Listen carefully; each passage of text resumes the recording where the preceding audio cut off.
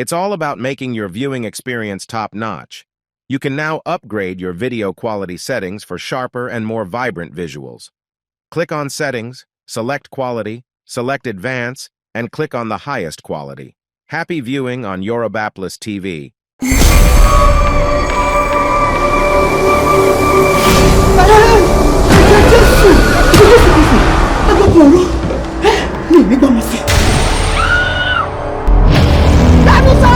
Ilé ẹbọ ní kẹ́mi ọwọ́ sẹ́nu ilé tó fi owó ẹ̀jọ̀ ọmọ tèmi kọ́ ní kẹ́mi ọwọ́. Kí ló ń ṣe?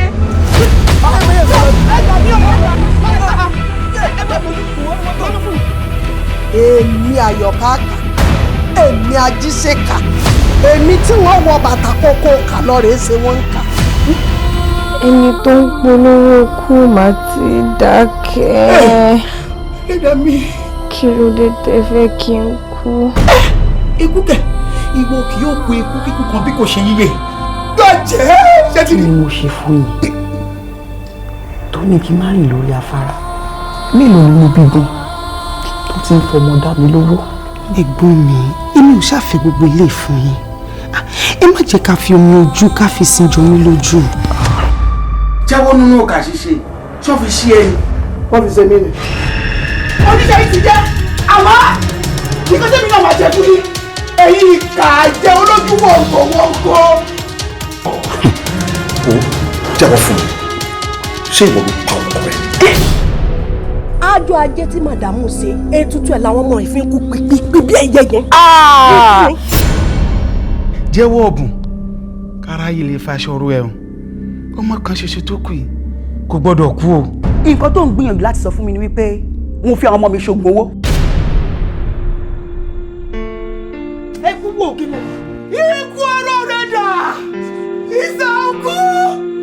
Ìṣẹ́nu ẹ̀dá!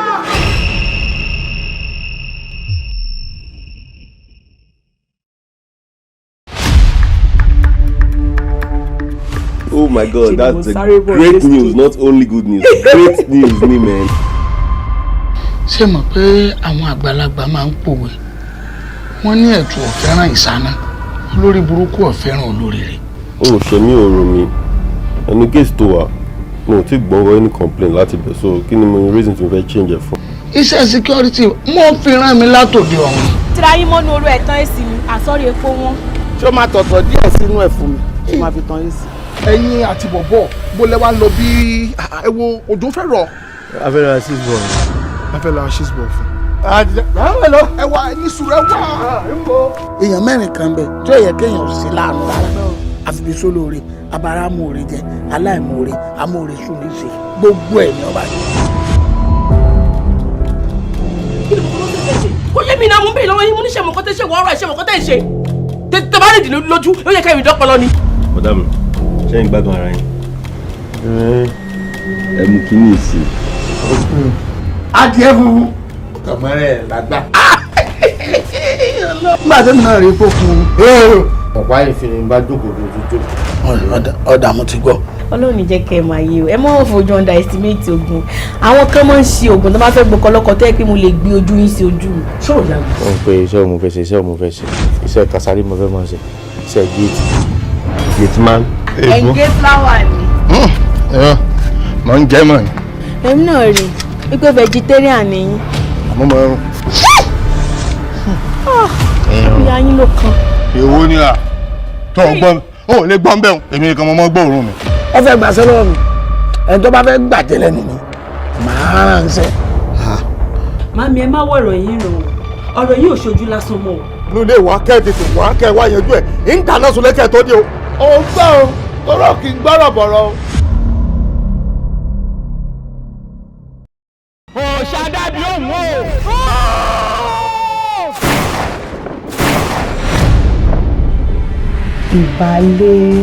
Ìbálé la fi mọ obìnrin tó dákú. Ọlọ́wọ́ lù, dákun kí ni mo gbọ́ tó sọ́nsì?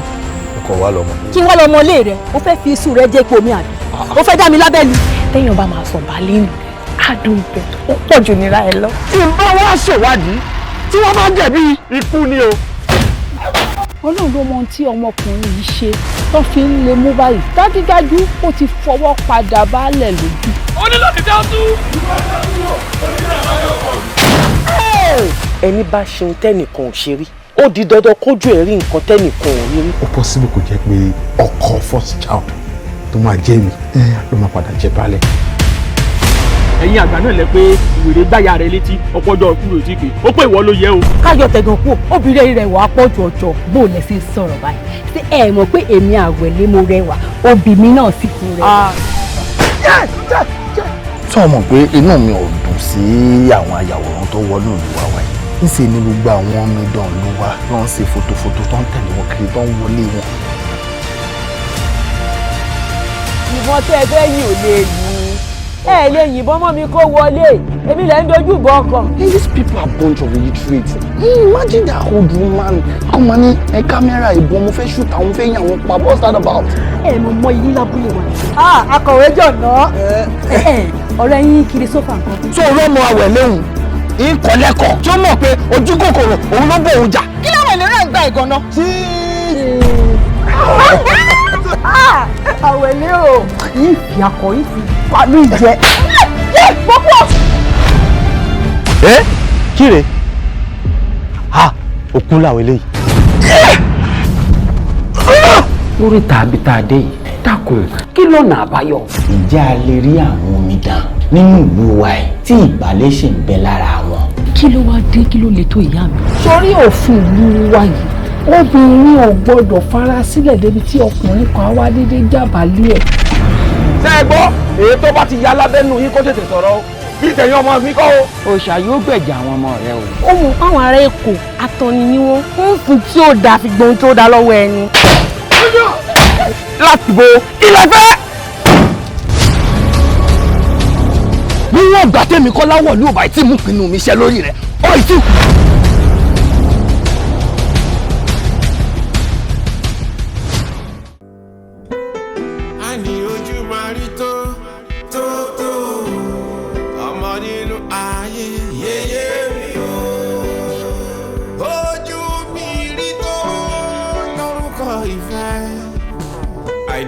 Baba ẹlòmí ìrọ̀rí là ń gbé kóṣókò tòtò tí bàbá yó má bá rí jìnnà bàbá lọ fà ẹ má rí ibi tán tí fòtò bílẹ̀ jẹun. One man's food is another man's poison dáàbò gbọ́ mi yé má lọ fi ṣeré marriage is not enough o ló wà ń bẹ̀.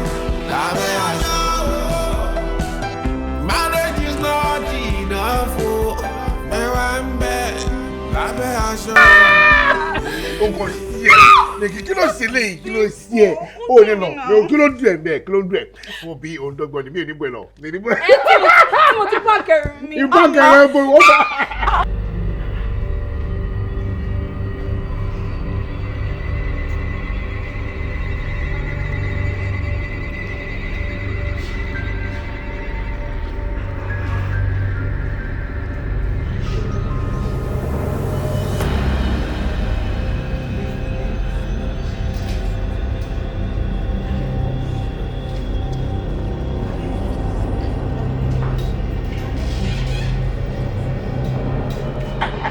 bọ̀dálẹ̀ kan.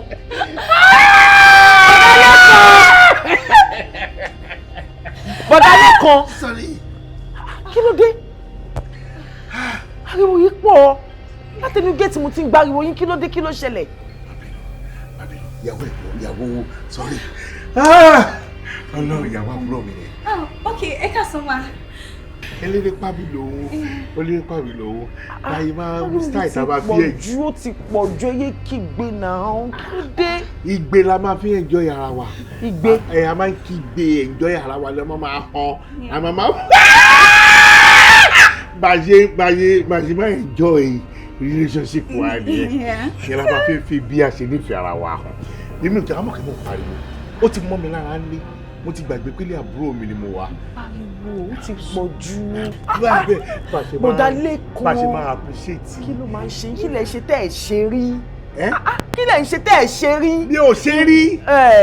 ìwọ máa wọ aṣọ tó máa fi ògo ọlọ́run gbogbo ayé ló sílẹ̀ yìí bọ̀dálẹ̀ kan. lórí bẹ́ẹ̀dì ni kó wọṣọ tó máa fògo ọlọ́run. nínú ilé mi bọ̀dálẹ̀ kan.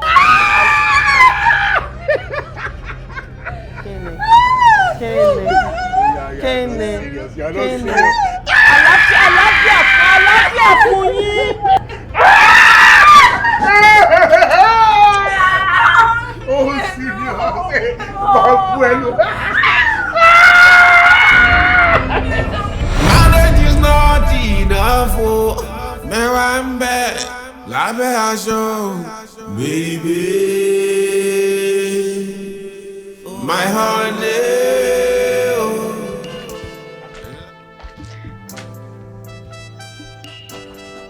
Ọkọ mi.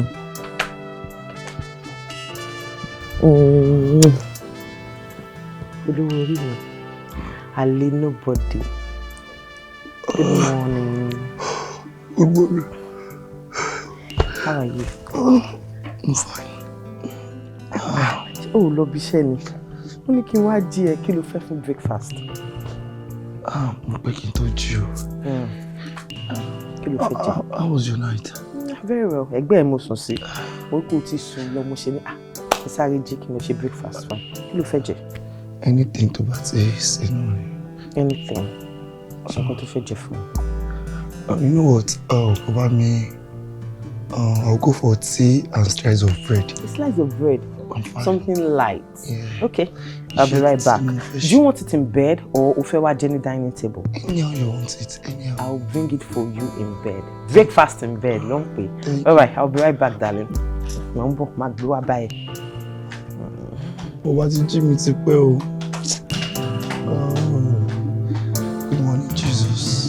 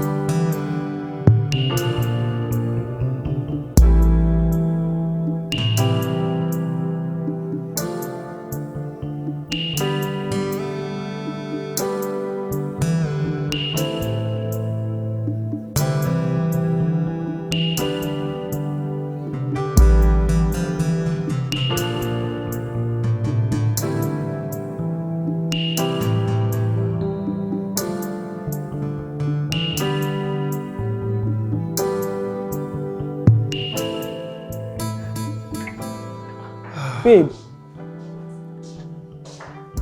Ìyàwó ẹ̀. Láti nǹkan tí mo ti jí ẹ. Tí mo fi lọ prepare breakfast. O tí ì ṣetán o wẹ̀. O fẹ́ lọ bí iṣẹ́ ni. Ìyàwó ẹ̀. Bọ́dà ìpò fẹ́ eré mi wá kan. Because stress tí mo go through bí iṣẹ́ ní àná ó pọ̀ gan. Gbogbo àwọn documents tó yẹ kí n sign mo ṣe sign ẹ̀. Mo ṣe ń yẹ̀wò so mo tún wá sínú traffic and the drama was too much for me yesterday. Bá fi dé that thing. Bákan jókòó sí ìwé ni. Ó yá jẹun. Tí yóò máa tutù. Jẹun náà. O dẹ̀ lè máa sọ pé o fẹ́ yín, o fẹ́ sausage, o fẹ́ bacon. Ṣáà jẹun. Ó mọ̀ pé tí n bá jókòó, tí n bá ní kí n kọ ọ̀rọ̀ ìgbésí ayé mi, ní chapter by chapter, from 1 to 100, at least bá mi ìfẹ́ kò kù mí ìfẹ́ ṣàbòsí 75% of it ìwọ ni. You have been so supportive. You have been so caring. O ṣàfẹ́ jẹ́ kí n ṣoríire. My happiness is your priority. Oko jókòó kọ̀wé pé bọ̀bọ̀ yìí ó deserve kínú ẹ̀ dùn. Tí n bá ń wáṣẹ́, bí a contract kan tó bá ti ní ká pray tá bá ti pray máa bọ́ sí ni tí n bá ní nǹkan tó ń bọ́dà mi ní nǹkan tó máa sọ fún mi ó máa work out. You will pray for me, you make sure I'm okay, you make sure I'm good, you are my support system. Thank you. Mo á rò pé tó bá jẹ́ bí gbogbo obìnrin ṣe rí rẹ̀ ayé ọkùnrin á máa ní ìtumọ̀. Thank you for everything you've been doing. Don't stress me. O máa ń múnú mi dùn, o máa ń máyọ̀ mi kún. Mo wá jókòó mo ní Ọlọ́run mọ̀ fi ẹ́ kẹ́ mi. Thank you for being the best part of me. Mo mọ̀ pé mo kàn jókòó mo dẹ̀ rí pé age is nothing but a number. Thank you for being my happiness. O ṣe pé o múnú mi dùn. O ṣe pé o máyọ̀ mi kún. O ṣe pé iyọ̀ adùn ló jẹ́ nínú ayé mi. O kì í ṣe ìkorò. I just want to tell you something. Thank you for everything. O ṣe mo dúpẹ́. My darling. Ìyàwó gidi ni o. Ìyàwó tó fi ń gbàdúrà fún ìyàwó. Àbíamọ tún ní ẹ pè mí. You are my answered prayer. Don't make me cry. Wọ́n ní àríṣe àríkà. Àríkà bàbá ẹni tó bá ṣe nǹkan tó dáa. Ẹ jẹ́ ká sọ fún nǹkan tó ṣe dáa. I love you. I love you, Shoko. I love you. Thank you. You're so amazing. Wá jẹun. Oh. What the sunny day. Ní time mi ò run báyìí. Ọkọ mi. Oni tèmi. Ọkọ ọba. Àdá ọba kò ní ṣe lọ́wọ́ kò ní ṣe lẹ́sẹ̀. Aláàánú kan tó ju gba aláàánú lọ. Ọlọ́run á bá mi gbé pé lágbára gbogbo àdáwọ́lẹ̀ ayọ̀ ìṣeré. Good luck all the way. Thank you so much. God bless you. Ṣe jẹ́jẹ́ o. Má stress ara rẹ̀. Ìwọ̀nba tó bá máa ṣe ni kò ṣe. Tí ó bá rí ṣe má ṣe. Tó bá ní strength àti dáná má dáná. I will get something to eat when coming back from work. Má dẹ̀ pẹ́ nínú oorun. Mo ti gbọ́ kú ti sọ mí di full time housewife. I don't want to stress you. Ó jẹ́ ṣiṣẹ́. Kí ni èmi ṣáà ń ṣiṣẹ́ ìwọ máa náwó má dẹ̀ pẹ́ nínú oorun. Mi ò ní pẹ́ nínú oorun. Your skin is beautiful. Má jẹ́ ṣí gate kí n tètè máa rí. Mọ́sọ̀ má pẹ́ má tiẹ̀ dúró síbi tó rùn wá àtọ̀. If you need anything just pull a call through. Ó kú ti sọ mí di full time housewife.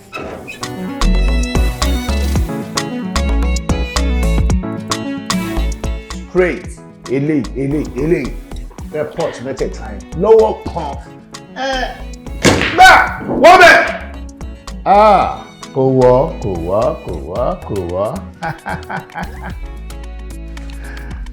Orí ń fọ́ yín.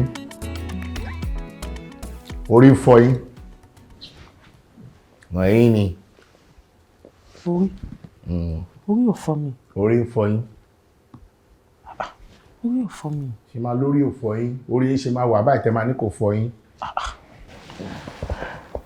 Bàbá ọkọ mi, orí ò fọ́ mi, kí lẹ rí? Ọkàn yín.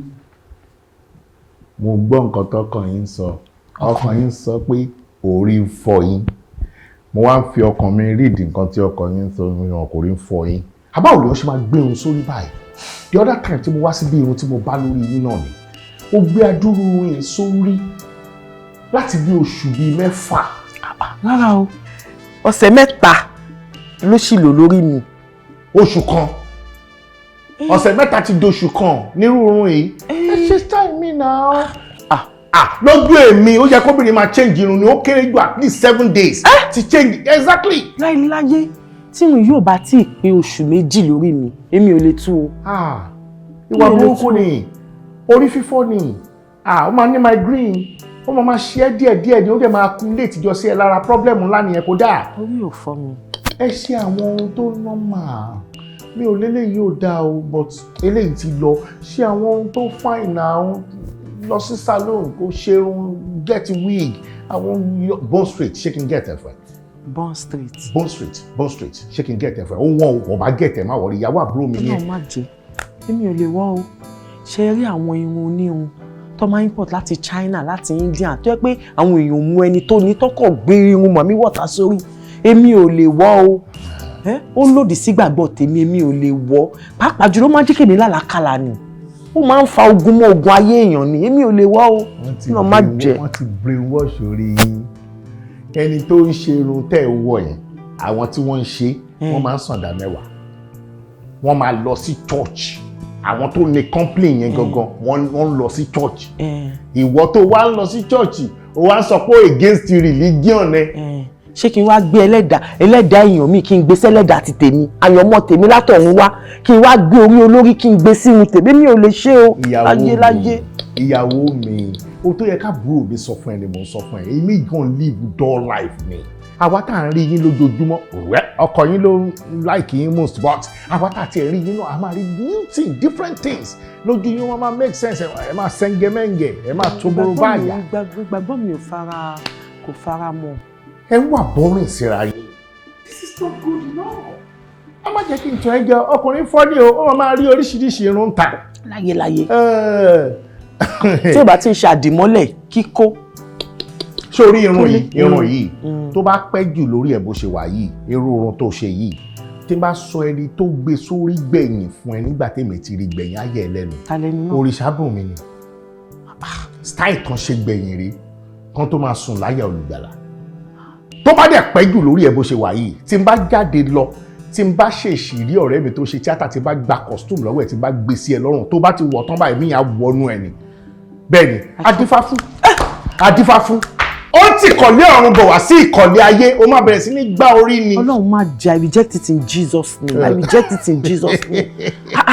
ẹ ń pa àwọn ọ̀fọ̀ ẹ ń pa ọ̀fọ̀ nínú ilé yìí. inú ilé wo inú ilé wo náà ti ń pọ̀fọ̀. ẹ mọ orú spirit tó ń kọjá tó máa fàṣẹ sí ni. ó ní sùúrù ìyàwó mi ní sùúrù jàre ó ní láti change kò ní make sense máa ṣe àwọn one or two things máa change look ẹ máa change look ẹ tí mo try láti bá ẹ sọ nìyẹn ó ní ẹ dà oh my jeez irun yín ni ò jẹ́ kékeré pot àbúrò alpha. Sweetheart. Báwo? Ẹ káàbọ̀ sà. Ẹ káàbọ̀. Ó yẹ ṣe sọ pé àwọn ẹ̀sìn náà ní pé kí ló ṣẹlẹ̀ pé kébì àtẹ̀jọba á play snow can be ó wá sọ pé àwọn ò kí ń play ẹ o. Ṣé wọn nìkan ló máa dá play ni? Ìwà àtàràjọ máa ń play. Ẹ sọ fún mi pé ń bọ̀. Àrèrè. Ṣé kí n máa padà lọlé? Ṣé kí n kó lé ẹ̀? No, ṣó lé mi kó lé. Nǹkan tí mo mí kọ ni mo mí pé prepare pé ń bọ̀ there is no preparation for. You don't need to prepare for me. This is my house now. Ilé àbúrò mi. Do I need to give you any notice before coming here? It's just like my house. Ó máa kàn wọnú ilé ni kí n kàn ṣílẹ̀kùn kí n bẹ nínú ilé ni. O lè wà pẹ̀lú tówẹ̀ lásán. O lè wọ bọ́sàs lásán. O lè wọ pátá lásán nínú ilé mi. Màá kàn ṣílẹ̀kùn mi ìdẹ̀ nímọ̀ kó débẹ̀. O ní láti sọ fún mi now. Nǹkan tí mò ń gbìyànjú àti sọ ni pé tó bá jẹ́ pé ẹ̀yin fún mi, èmi àti ìyàwó mi a máa prepare pé ń bọ̀.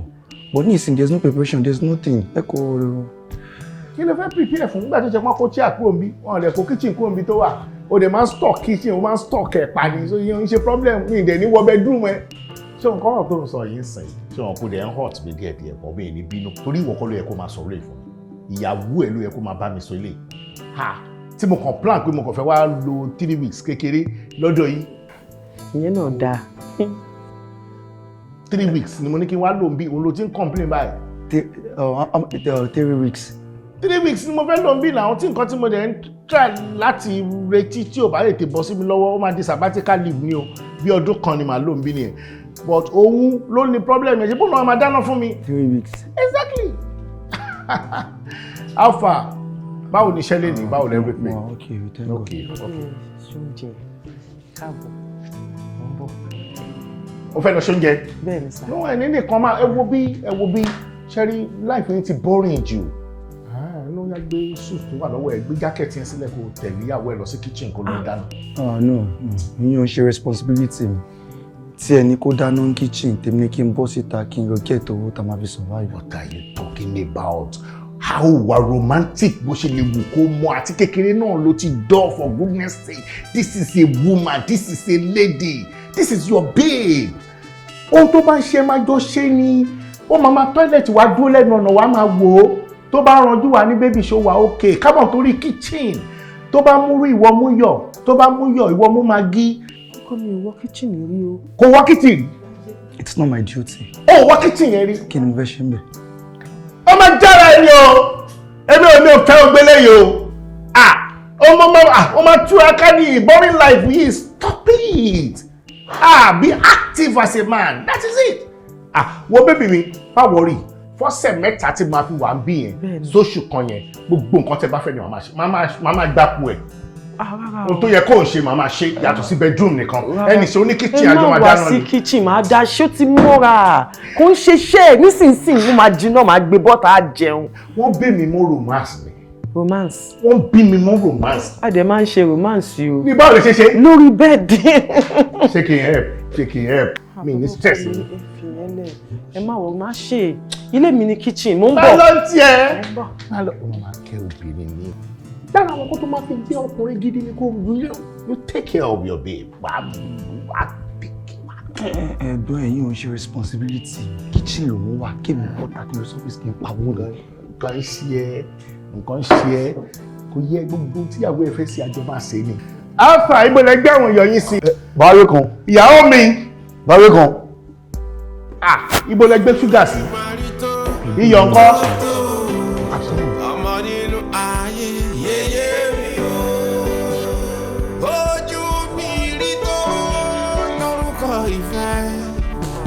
Àìdókò bàbá ẹlòmí ìrọ̀rí là ń gbé kóṣókò tó ti bàbá. Bọ́lá lẹ́kọ̀ọ́ bọ́lá nínú ọ̀nà bá mi sọ ṣé mo pé tí ọkùnrin bá wà tó bá ń gun obìnrin oríṣiríṣi kó rí dúdú kó jẹ́ kó rí funfun kó jẹ́ bí ìpín ń ta ògo ẹ̀ lọ́pọ̀ ni ṣé ẹ mọ̀ wípé kéèyàn máa bá obìnrin ní àjọṣepọ̀ ó máa ń dàbí pé èèyàn ń ta ògo èèyàn ni ẹ̀wọ̀n kan tẹ́sẹ̀ bíbélì sọ nínú ìwé òwe orí 6 ẹsẹ̀ 32 ó ní ṣùgbọ́n ẹni tí ó bá ń bá obìnrin ṣe panṣágà kò ní òye ó ní ó dàbí pé ó ń ta ara rẹ̀ ní ọ̀pọ̀ that you are selling your soul to those women. Wọ́n kò lè kàn bó jẹ́ obìnrin ẹyọ kan lẹ́ni. Ó wà òkè. Kéde máa wò tí n bá wọnú yàrá yín mi ò gbá kọ́ńdọ̀mù yẹn ṣe dáàbòbò rárá. Ṣé straight lẹ́ ń wò ní tẹ̀ bá ti ẹ̀rọ ti bíbélì? Ṣé ìrẹ̀wò bíi pé àwọn tí ò gbóògùn ó lè fi ta yín lọ́rẹ ni? Ọkùnrin kan ẹ gba Jésù sínú ayé yín ayé yín lè nítumọ̀. Àìdókò bàbá ẹlòmí ìrọ̀rí là ń gbé kóṣókò tó ti bàbá. Are you in the restroom? Màmá rí jìnnà bàbá lọ fà. Débi pé. Ibi tó ti ń fòdò bílẹ̀ jẹun. Débi pé. One man's food is another man's poison. Dáàgùn bọ́ mi yé, má lọ fi ṣeré. Marriage is not enough. Débi pé. Ìfẹ́, good morning. Ìfẹ́. Ìfẹ́. Iṣẹ́ ìbálẹ̀ yìí kò dáa. Ọkọ mi. Bram, ẹ káàárọ̀ sọ. Àbúrò báwo ni ọ̀rọ̀ àjàre? Babe, láti mú jí mo wẹ̀ nínú rúùmù náà ò dẹ̀ sí ní ẹ̀gbẹ́ mi kí ni mo lè ṣe mi.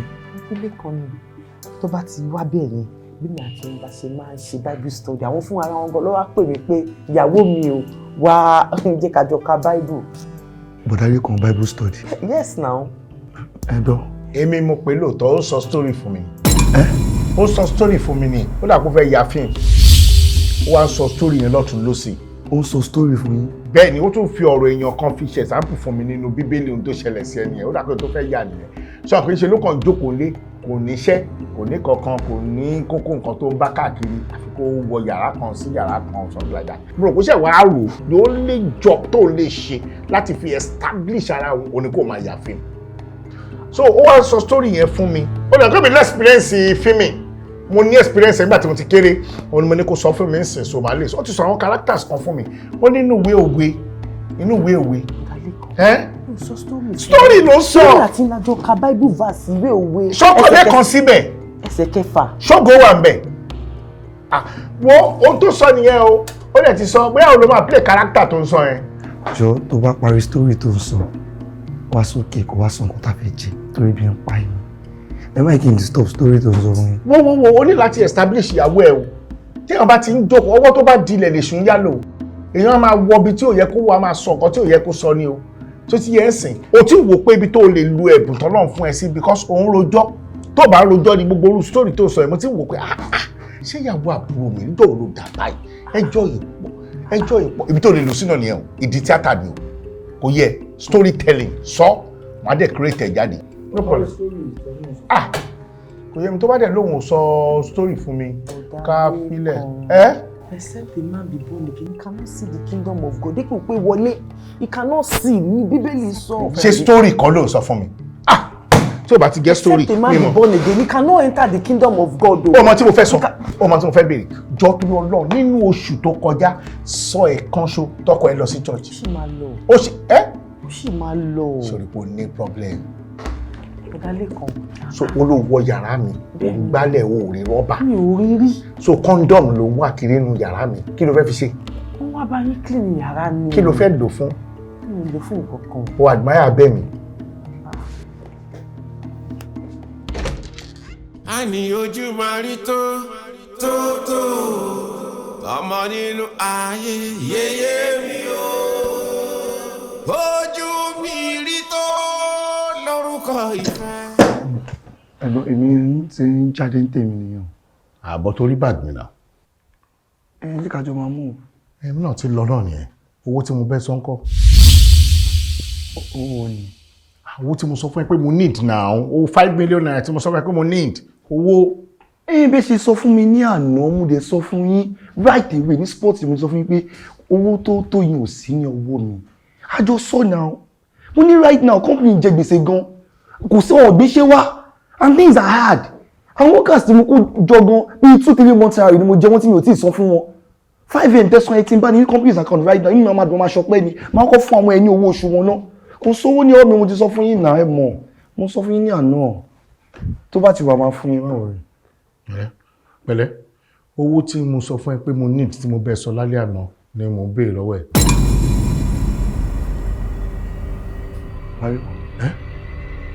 Kí n jí mo tí àárọ̀ ṣé tí mo tí. Máa ń jí mo tí ń gbà mọ́ mi mú láàárọ̀. Wá ìdẹ́ pé ogun nǹkan tí mo tò tí ọgbẹ́jọ́ tí mo tò ń sí yẹ tún bí mí again pé kí n máa recap kí n máa tún sọ. Bí mo kébì ló ń bá wí. Ẹ̀yin ni sà. Kò lè jẹ́bi ló ń bá wí. Àná tó bá jẹ́bi ló ń bá wí nǹkan ṣe é nìyẹn náà. 5 million naira. How much is 5 million naira nínú company wa? Wọ́n má jẹ́ drag into unnecessary jàre. Fún mi ní owó yẹn mo need ní 5 million naira. Ó important sí mi gan seriously fún life mi bá. I need the money please. Ẹ má kí n tàn yín o. Ó dàbí ní pé bí mo ṣe ń fi sùúrù bá yín sọ yẹn kò yé yín tó. Understand? Mo ń sọ wípé right now kò síbi tí mo ti fẹ́ rówó. Pé gbèsè kún company ẹni kì í fún yín ní 5 million naira. Tẹ̀ sọ 250,000. Orí ẹ̀ ti dà. O dẹ̀ mú kó bókòkò wá fi bá mi sọ. Òpònú bó ṣe ń fi sùúrù bá mi sọ. Tó o bá tún bá mi sọ tó kí ló bá mi sọ. I need the money. It is between something and something. Ẹ wo kò sí bí mo ti fẹ́ rí. Oh, Ricky, tó bá jẹ́ 20,000 ní my ìgbàwọ́ mi bẹ́ sẹ́ndẹ̀ sí. But 5 million naira is a lot of money right now. Mi ò need owó yẹn. Fún kí ni? Mo need owó yẹn. O dẹ̀ bá gbọ́ owó yẹn jáde fún mi. Tọ́ra yín. Àgbà tó ṣe páyé ń ṣe ẹ́. You will find it for me.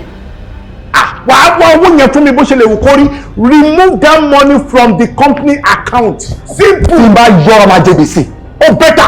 Ẹ jẹ gbèsè ẹ dín bò mí. À ń fi kọ́rọ́ kan ni náà. Bùkún sí bí mo ti fẹ́ rí. Mo ní ìdí owó ọba mi sọ̀rọ̀. Ṣé ẹ̀ ń tẹ́tì mi ni? Mo ń tẹ́tì ẹ ni o. Mo wáì. Mo ń tẹ́tì ẹ. Níjọ́ tí mo ṣe fún yín kọ́. Wábí. Má bọ̀ bí. Àní sọ́ra wa nù o. Àní sọ́ra wa nù. Bọ́kọ ẹ̀ sọ̀rọ̀ o. Akọ ẹ̀ ló ti ń sọkún yẹn. Mi ò tí ì bá sọkún, mo ti ń ké.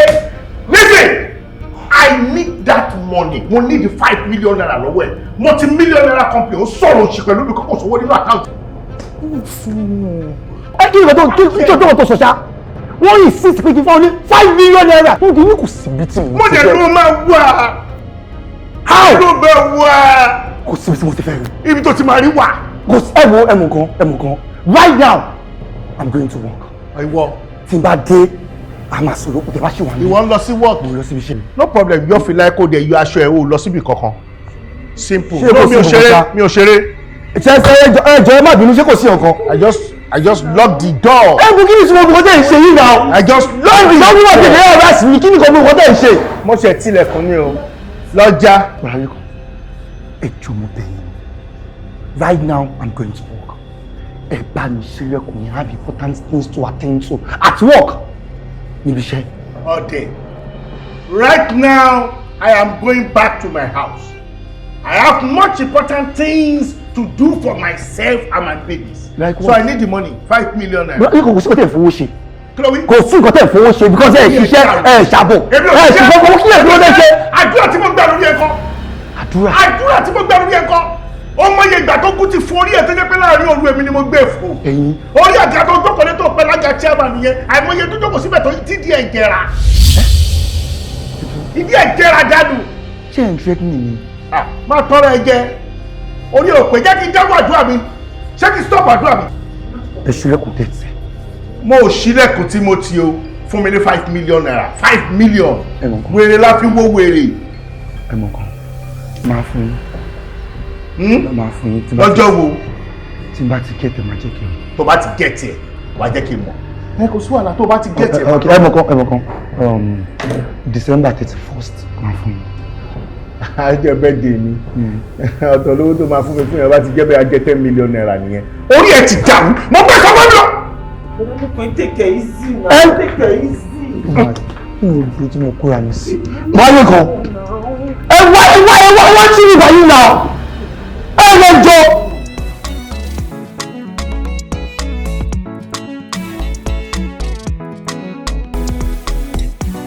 Àbúdálé kan, ẹ̀yin náà ṣáà ni mò ń bẹ̀, a ní kẹ́ má bínú. Mo mọ̀. Ṣé nítorí ẹ̀ lọ ẹ wá sọ pé ẹ̀ ní wá sílé wa mọ́? Kò tó yẹn. Àbúrò yín ṣáà ni. Ẹ má bínú ẹ jọ̀ọ́, mo fọlọ́run bá mo fi bẹ̀ yín. Ẹ ṣé gan sà. Ẹ ṣé sà. Ó dàbọ̀ sà.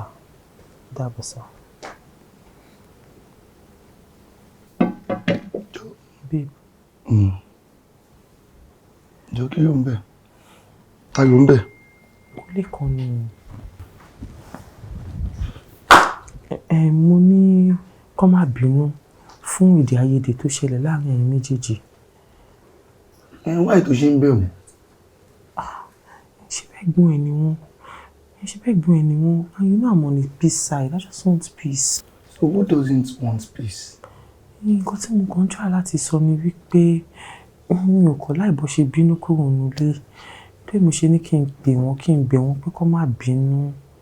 Wáyé tó jẹ́ pé ìwọ ò tiẹ̀ fẹ́ máa wà ní the same part with me most of the time. Wáyé tó ń bá mi bẹ̀ wọ́n, ó ṣe mẹ́gbà fún wọn kọ́ wá náà mi. Because I don't understand. Ó wà tí ò dáa, èèyàn ń tọ́ ìyá ti sọ fún ẹ pé ìwà tó wù yẹn ò dáa. Ó sún rí pé èmi yẹ kí n wá bẹ̀ àwọn. Why? Má bínú. Ṣé o mọ̀ pé ẹ̀gbọ́n ẹni wọn bí ò tiẹ̀ ju ọjọ́ kan lọ, wọ́n fi jù ẹ́ lọ. Owó díẹ̀díẹ̀ dẹ̀ lára ń fẹ́. At least wá fún wọn lọ́wọ́ títí wọn. So nítorí pé wọ́n jẹ́ ẹ̀gbọ́n mi, àfi kọ́ dúró de àbúrò wọn kọ́ tó jẹun. Ṣé àwọn ẹgbẹ́ tiwọn tó kù tó jẹ́ ẹgbẹ́ tiwọn ṣàbúrò wọn ló máa ń dúró de? Àbáwọn máa tọ́ bàpò wọ́n máa fàbúrò ní owó. Àfi kábúrò máa tọ́ bàpò kó máa fún àwọn. Bó ṣe wọlé wa ló ń ṣọlá ẹ̀. Ó yá má bínú. Èmi sọ fún wọn pé ó máa pè wọ́n. Ó dẹ̀ mí sọ pé ó pè wọ́n wá gbé fún. Máa pè wọ́n. Kí n bẹ̀ wọ́n. Despite his shortcomings. Ó dà ìwọ náà má bínú. Ká máa bẹ̀ wọ́n. Gbogbo nǹkan báyìí ká máa bẹ̀ yín ní. Tó bá ṣẹ̀wọ̀n tó yẹ pé àwọn olóró ó máa ní ká bẹ̀bẹ̀ náà ni ká ṣá máa bẹ̀ wọ́n tó fi máa pa wá. Bíbélì náà ló sọ wípé tó bá fọ́ ẹ létí ọ̀tún kó kó tó sí sínú. Mo ti understand. So Bíbélì náà ló sọ wípé tí ẹ̀gbọ́n mi bá nù wọ́n á pa tó ń bowó jẹ́ kí n máa encourage wọn. òkè ló wà fún mi gbé ìṣùgbọ́n mo mọ̀ pé kò sí nǹkan tó fẹ́ sọ náà o máa ní kí n bẹ̀ wọ́n ní. má bínú. ká ṣáà máa bẹ̀ everybody kiri. ó yá má bínú. mo ti ti kúrò wájú mi sí ṣe bó lọ́rọ̀ tèmi àti ẹ fẹ́ sọ tẹ́lẹ̀. Sweetheart. The mommy kagbafẹ́. No one is perfect. Oh lady, no one is perfect. The mommy kagbafẹ́ o. Ani mélòó láyé gangan o. Àbúrò mi. Àǹtí mi. Kú jókòó. Mo kó mi máa ti gbé ohun táyà pọ̀. Yes ma. Ìyá. Gbà. Báwo ni school? Adúpẹ́ wa. Pẹ̀lẹ́. Yes ma. Omi àti ẹ̀jẹ̀ kò calm down dáadáa. Àbí. Pẹ̀lẹ́. Àǹtí mi, mo fẹ́ sọ kankan. Mi dẹ̀ ní fẹ́ kẹ́ fi ṣèbínú. Ìbínú kí ló ṣẹlẹ̀? Kí ló dé? Àǹtí mi, ẹ má bínú. Ṣó rẹ̀ yín. Like ṣé ń go through medication kan ni àbí báwo? Ọ̀rẹ́ mi, kí ló ṣe mí ṣé mo wò ni? Ẹ dẹ̀ sure. Ipe ẹ̀ pass through nǹkankan. No, báwo tó ṣe mí? Kí ló rí? Àǹtí mi, kí ló tẹ́ múra bí eléyìí? Kí ló tẹ́ múra bí eléyìí? Báwo ṣe mú? Ẹ wọ́n rún rí yín. Kí ló ṣe mú mi? Àǹtí mi, you need to look good. Ọkọ yín, every time tí wọ́n ti rí ọkọ yín, ó máa ń dress neatly and corporate. Ọkọ yín, wọ́n look younger than his age. Every time tí wọ́n ti rí wọn, ó máa ayọ̀ aṣọ, ó máa fún aṣọ ní perfume, ó máa ṣe dáadáa, ó máa ṣe tónítóní. Tí bá rí wọn báyìí, wọ́n á ṣe ọ̀nkú yìí, ṣé wọ́n padà sí ọmọ kékeré ni? Ẹ wò ẹ̀yin, àǹtí mi, ẹ wò ẹ̀yin, ẹ wò nǹkan tẹ́ ẹ wọ̀. Ẹ ń jọ àgbàlagbà, ẹ ti ń darúgbó lójú mi báyìí. Ẹ tẹ́ fi múra bí eléyìí. Àbúrò mi, àgbà ló ṣọ́ọ̀jù. Ṣé ta ni ò ní dàgbà? School tó ní kó lọ, kò concentrate lórí studies ẹ̀. Exam tó ṣe, bóyá gan ló máa pass. Èmi àtọkọ mi ló ń ṣọ́ọ̀kì mi. Kí ló ṣe mí? Ṣé ọkọ mi wá complain fún ẹ wípé ìmúra mi ò dáa ni? Ara àǹtí mi, you need to attract. You need to attract. Kọ́kọ́ yín rí kó rí wọn máa sparkle ni. Kódà gan nínú ilé gan, ẹ lè wọ pint, ẹ lè wọ bikini lásán, kẹ́ máa tú ẹ̀kí káàkiri. God forbid, I reject it in Jesus' name. Kí máa ń ro fún ta ni? Fún ọkọ yín ni. Ní tí wọ́n lé ọkọ, ní tí wọ́n bùjókòó mi, nínú tèmi dùn, inú ọkọ mi dùn, kò complain, inú wà happily married. Ìwọ tó ò tí ì ní nǹkan kan, tó ò tí ì níyàwó, tó ò tí ì lọ́mọ, tó ò tí ì mọ gbèsè tí wọ́n máa gbé nílé ayé ẹ̀, tó wá advice ibi tọ́nà ti kẹ́. Wọ́n lé ẹ̀kọ́ work on yourself, kó yẹ dá sọ́rọ̀ tí ó kún ẹ. Àǹtí mi, ọkùnrin ni mí, mo dẹ̀ mọ̀ bó ṣe máa ń rí lára wa ọkùnrin. Tí a bá ní girlfriend, tí ò bá múra dáadáa, àwọn tó bá múra dáadáa ń ta, àwọn yẹn lójú wa máa ràn mọ́ o. Ẹ̀kẹ́ bá ní girlfriend ni ìyàwó lè ní mo ṣe girlfriend. Àǹtí mi, girlfriend.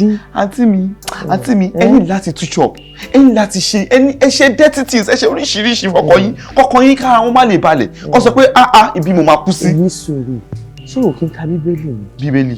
Bíbélì tó sọ wípé kí ni ó fẹ́ jẹ́ èrè ẹ tó bá jẹ́ gbogbo ilé ayé kó wá pàdánù ìjọba ọ̀run. Jésù gan dáríjì obìnrin olóṣó tó fi òróró góyà kún ẹsẹ̀ Jésù nígbà tí Jésù rí aṣọ tó wọ̀ tó rí pé ẹgbẹ́ ọgẹ́ ẹ̀ ṣe sparkle ó yá dáríjì ẹ̀, mo dáríjì ẹ̀ ní straight up. Inú Bíbélì wo nìyẹn wà? Kò lè yé yín àǹtí mi, ẹ ní láti dress neatly, ẹ ní láti dress nicely, kọ́kọ́ yín kó jẹ́ pé ọkọ yín orí wọn ṣe nílé lọ sẹ́ni bí ẹ̀, wọ́n nílé fún ẹlòmíì lọ́pọlọ wọn, wọ́n nílé fún ẹlòmíì brain wọn, ẹ̀yin nìkan ló máa jẹ́ focus. Ok, ó yé mi, ẹ fẹ́ ṣe ibùjókòó yín ló ṣe kókó àbí? Kò sí wàhálà ìbá ń bẹ̀. Àǹtí mi kò yé yín o. Ó dá mi lójú pé ó nìkan tó bá wa. Bẹ́ẹ̀ ni, ṣé ẹ̀ka WhatsApp yín? Mo là yín bílì síbẹ̀, ẹ rí rárá ni. Mi ò ká mi ò rí. Mo rí pé ẹ ti kà pé ẹ̀kan máa wọlé jáde ni. Ṣé owó ló wá gbà? Owó ni àṣìṣọ́. Ó fẹ́ gba owó lọ́wọ́ ẹni tí ò máa rá mọ́. Ẹni tí ò máa rá mọ́? Ta ló sọ yẹn? Ó fẹ́ gbowó lọ́wọ́ ẹni tó ń rìn tí ò ṣe ni, tó wọ búbù, tó ní bọ́dí odò. Òun ni là ń bílì. òun ni kí ó fún ẹ lówó ó yẹ kí wọ́n advice mi pé owó tí mo fẹ́ fún ẹ yẹn kí n lọ fi ṣe shopping kí n lọ fi ra Brazilian hair kí n lọ fi ra bond straight àti vatina hair kò yẹ kó tọrọ owó lọ́wọ́ mi. àǹtí mi ṣé mi mo sọ gbogbo ọ̀rọ̀ yẹn nísìn. wọ́n kọ́ ló sọ pé mi ò ní perfume mo wọ slippers. èṣù ló ń lò mí èṣù ló ń lò mí mo sì sọ ni àǹtí mi ẹ mọ̀ra mọ́ ìmúra yín gangan ló make sense jù àǹtí mi ẹ jẹ́ wọlé kẹ́ mọ owó bọ́tà.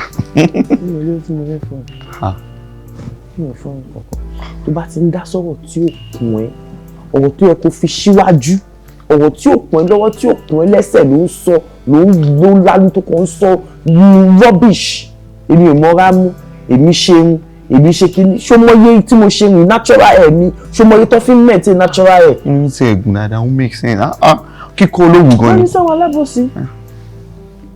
àǹtí mi. ìṣàánú ẹ̀ bẹ́ẹ̀ bẹ́ẹ̀. ẹ ṣe ẹ ṣe. tí n bá fẹ́ fún ẹ lówó pé mo tiẹ̀ fẹ́ ṣàánú mo fẹ́ fún ẹ lówó weekend ni o. weekend. àǹtí mi. Thursday or Monday wà mí bẹ́ẹ̀ ni kí n wá ẹ wí pé weekend yìí máa fi lọ bí iṣẹ́ náà ẹ ti bẹ̀rẹ̀ wípé mo bá wọn Heart of Sapphires International Foundation ṣiṣẹ́ ní weekends ni. ẹ máa tọrọ owó lọ́wọ́ èèyàn ẹ lè máa tún sọ ultimatum ẹ lè máa fẹ́ràn ní time ẹ fẹ́ gba owó yẹn owó tèmi make gradually ìwọ fẹ́ gbà ó gently. ẹ̀jẹ̀ ni mí àti ẹ̀jẹ̀. weekend ni mo ráyè láti fún ẹ lówó tó bá dẹ̀ lóòfẹ́. mo fẹ́ o but ṣáàṣì máa ṣe fún mi ní tip díẹ̀ máa ṣáàṣì ná díẹ̀ náà àǹtí mi mo kẹ́ máa ní meet sílẹ̀ máa láwọn owó agbọ́n sílé ẹjọ́ àǹtí mi.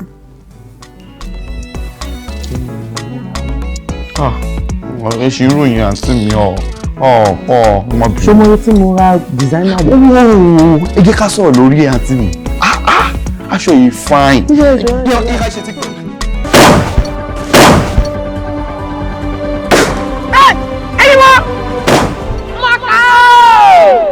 Nítorí òfin wáyé, mo kà kílẹ̀ lọ́tún kílẹ̀ lọ́sì, olóńgbò àgbẹ̀. Ọjọ́ tí pẹ̀lẹ́ tó lóun ó parin ò lè parin. Àwọn ó padà ò lè padà. Ọjọ́ tí ìgbì bá fi ẹnu kọyọ̀, ọjọ́ náà ní nkọlẹ̀ pa, ilẹ̀ máa ń gbé mi. Àdìgún tẹ́ ẹ ló sá lọ́kọ́ ní sáré iwájú mi. Kò ní dáa fún ọ. Ibi tá a bá fojú di, ó lè fọyàn lójú o. ló ń ṣe ìyá yìí tó jẹ́ pé àtàárọ̀ àtọ̀sán ló fi máa ń ru omi gbóná kiri. ìyá mi o. àgbàrá òjò ni yóò wọlé yóò kó wọn lẹ́rù yóò kó wọn lẹ́rù.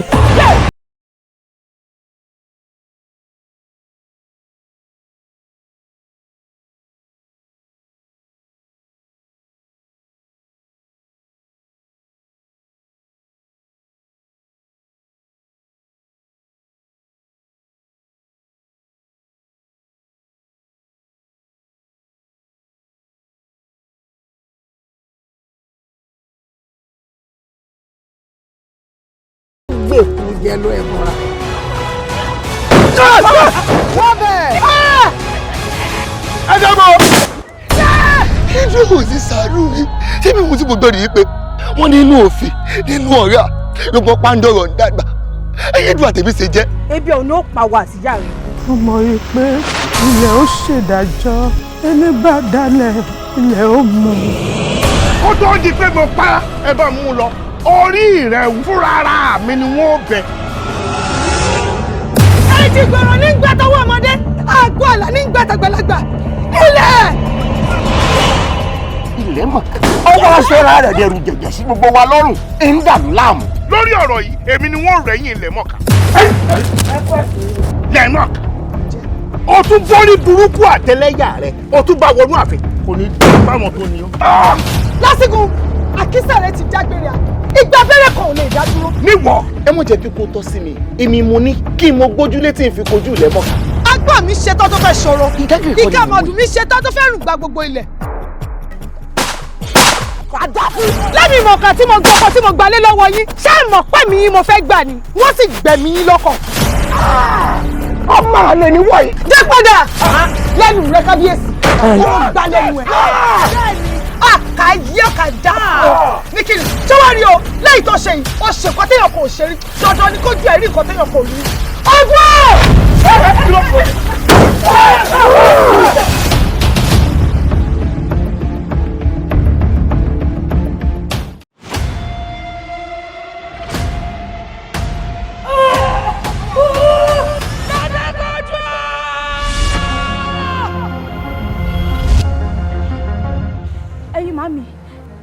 ọlẹ inú gangan ni mo fẹ́ ọlẹ inú. ọba ọdún tí fi gbẹrẹ gbẹ. Adájọ́ ti wọ̀. Any day, anytime you set your legs into my house, ma make sure pé ẹlẹ́kọ̀ọ́ ó polówó fún. Bàbá Dèmi ò bá wá gbẹ̀kọ̀ jẹ́ ńkọ́.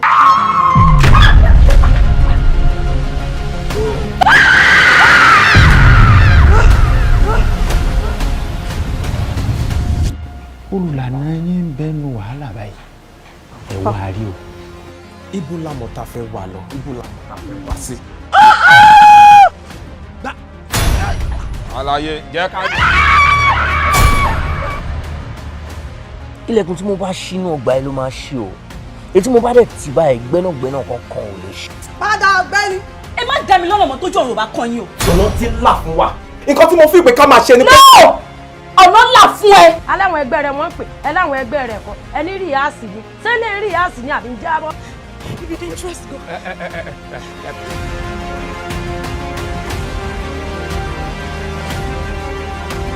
Ẹ̀rọ wẹ̀rẹ̀ lọ sọ́run.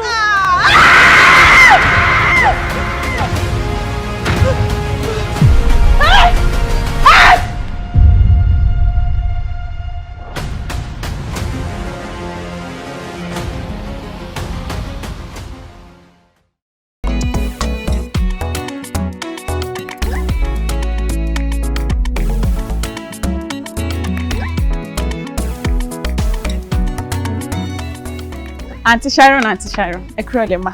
Báwo ni? Fine ma. Ṣé Honorable Gbadebo ti dé? Rárá wọn ti dé, but wọ́n ti already pè kí n fún yín ní káàdì room àwọn anything tẹ́ bá dẹ̀ fẹ́ pé kí n attend sí, so kí lẹ fẹ́ ma. Ó ní anything tí bá fẹ́. Okay, bàbá mú usual mi wá. Ma? Kí ló fà ma? Mi gbọ́ dáadáa ni. Ṣé tí ń dùn ẹ ni?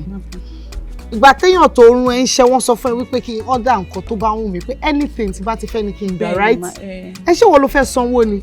Ó dẹ̀ ní kó lọ bá mú as usual mi wá. As usual àbí? Yes. Okay. Then tó bá dẹ̀ ń bọ̀ kó dẹ̀ bá mi gbé snail. Ṣé pepper dàbí fried? Pepper snail. Okay ma. All right. Yes.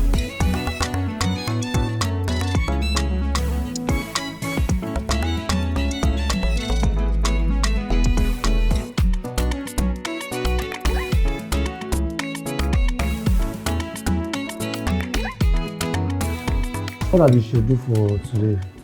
Oh, okay, sir. You have a meeting with the board of directors by 12 p.m. Okay. And you also have a business dinner with Mrs. Afolabi by 4:30 p.m., sir.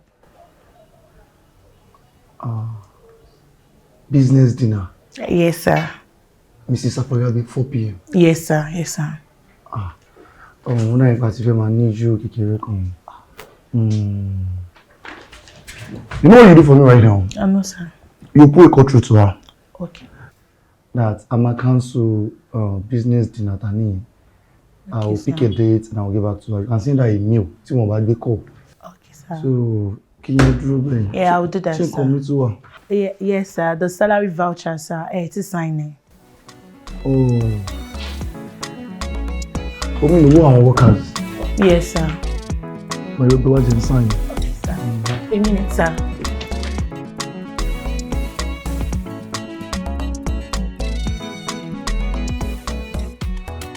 All right, ma. All right, now. Okay, ẹ jẹ́ kí n pè yín padà. Mo láwọn tí mo fẹ́ attend sí. Okay, ma. Good afternoon. Good afternoon. So, how may I help you, please? We are from C&K group of companies. Oh, yes. We are teams, and I'm their team lead. So we are here to see Mr. Lawal. Okay, I hope there is no problem. Not at all. There is no problem, ma'am. Business associates, and there's this contract I believe pay and only execute it very well. That's why we are here, ma'am. Okay. Ṣé any appointments pẹ̀lú wọn? Of course, Mr. Kunle Mopambos. Okay. Ẹ tẹ̀lé wọn. Thank you.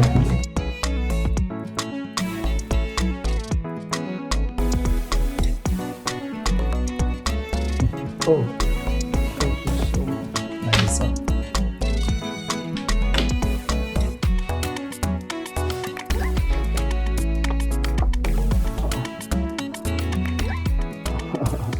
Our design is fine, though. Very beautiful. Thanks for the compliment, sir. See you, àwọn náà design kíní ẹ̀ fúnra ra wọn. Àwọn náà shoes ẹ̀ pé ìyẹn gangan la fẹ́. This is nice. Wow. Ẹ ṣé, sir. Wow. Yes, sir. The only delay we are having here, sir, is the allocation, sir. Money for the contract, sir. That's the little delay you want here, sir. But there's something here for you, oh, because èmi àti CEO yín àti jọ ní concrete agreement. Okay. It's a done deal already. Also, I pay 400M ní àwọn fẹ́ sọ. And I said it's not possible. Pay 450 million we máa parí contract yẹn. That kind of building. Kò sí bí mo fẹ́ ṣe ọ́ dẹ̀ sọ pé àwọn ti gbọ́. So because there's something yóò yé mi, I don't understand. Ẹ má bínú sá. Káwa tó kúrò lọ́fíìsì, 400 million naira náà ṣe agree lé lórí sá. Exactly. Oh. Are you sure about this? Yes, sir. Hey, but I joke, pé kò ní work. Ṣé rí issue tá ní nìyẹn most of the time tí wọ́n máa ń sọ. Tí bá gbéṣẹ́ fún contractor, tẹ́ bá ní kọ́kọ́ kíní kan estate, fún yín kọ́kọ́ you want 20 buildings, you want 30 buildings. Iṣẹ́ tó bá jẹ́ kíyàn fi 200 million fi parí contract, maybe a whole building. Tẹ́ wá fẹ́ ní 100M. Tẹ́gbẹ́ eventually ìgbà tó bẹ̀rẹ̀ sí ní ìrìn gbogbo àwọn nǹkan tó fẹ́ fi kọ́ building. Ibi tó yẹ kó ra cement 100 bags àbí 1000 bags, á ra 500 bags. Ibi tó yẹ kó já granite 100 trailers sí, wọ́n á já 30. Ibi tó yẹ kó já tọ́kọ́ yẹ kó ra irin 1000 pieces, wọ́n á ní kó gé kúbẹ́kúbẹ́, wọ́n á ra irin 500. After 6 months, building na collapse. Ìwọ́n máa sọ wípé contractor yìí ò mọṣẹ́, contractor yìí ò dá, contractor yìí ò mọ nǹkan tó ń ṣe. Ẹ̀yin náà ní sọ wípé ìgbà tó gbé budget déwájú yín, ẹ̀yin yẹn reduce gbogbo nǹkan tó yẹ kó ṣe. Ẹ̀yin yẹn bring it down. Down they bring it. A máa affect the building. A bẹ̀rẹ̀ sí ní sán, èyí á máa wó, wọ́n máa ní kíní kan contractor yìí ò mọṣẹ́. We all know this. So èmi àti wọ́n ti jọ sọ, it is 450 million. Kò sí nǹkan tá a fẹ́ ṣe. Mo dá àríṣe gbéṣẹ́ wá tí ìbá dá ní gbéṣẹ́ wá. Orúkọ tí mo ti máa ń build, mo bá tí mo yes mo fi ń build ẹ̀ náà. Ẹ má ẹ̀ kó torí yín bàjẹ́. Ẹ jọ mo bẹ̀ yín ní mi ò ṣàkọ. Ẹ̀wọ̀n èmi ti bá wọn sọ náà. Kò lọ báyìí, sir. That was the agreement you had with him. I never had any agreement with him. It was never a sealed agreement. Sir, ṣé mo bẹ̀ ṣe lè bá wa manage síra wọn? Madam, it's not possible. Tí n bá sọ pé mo fẹ́ manage cement, yẹ̀pẹ̀, òkúta, gbogbo ẹ̀. Even workers, ó máa affect wọn. It's gonna be a division of labour. A máa ní àti break gbogbo ẹ̀ down ni. Ṣé tí pé kò ní work? Ẹ mọ̀ wọ́n tẹ́ máa ṣe. Bẹ́ẹ̀ sà. Ó dàbí ẹni pé meeting yìí ó sì kẹ̀kan, a máa tún date náà. Because you need to go back to your office and address it with your CEO. So whatever October was so, they might get back. Exactly, sir. But kò sí problem. We'll get the CEO involved. Yeah. Very nice day. Thank you so much. Thank you so much, madam. Really? Ó ní ó gba 400 million naira.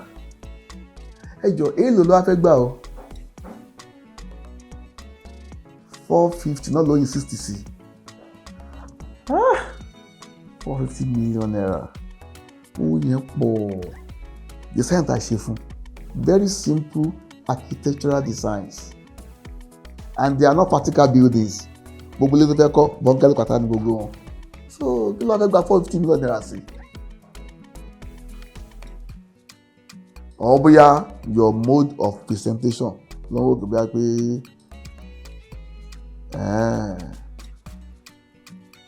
ẹ sure. Okay. Okay. Ní sùúrù. Ẹ yẹ ká ṣe báyìí. Jẹ́ kí èmi wá fúnra mi kí wọ́n bá sọ gẹ́gẹ́ bí ọ̀gá. Ṣé o mọ̀ ó lè máa fò pé àwọn ọmọọṣẹ́ lọ́wọ́ bọ́ òun sọ lọ́wọ́ òun negotiate ni. Jẹ́ kí èmi wá fúnra mi. Omi nẹ̀. Pété bá kò dìgbà irọ́ ni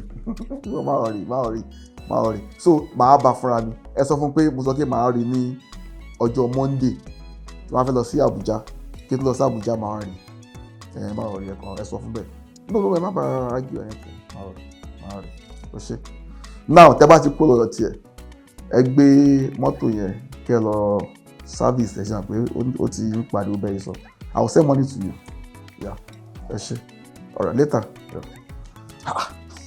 ó ga o 450 million ṣá ó ti pọ̀ jù no problem.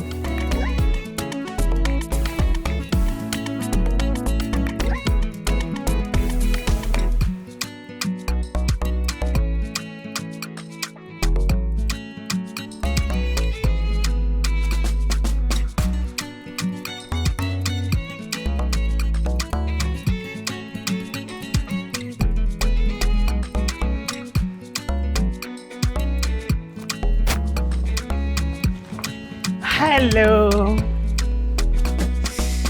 Good morning.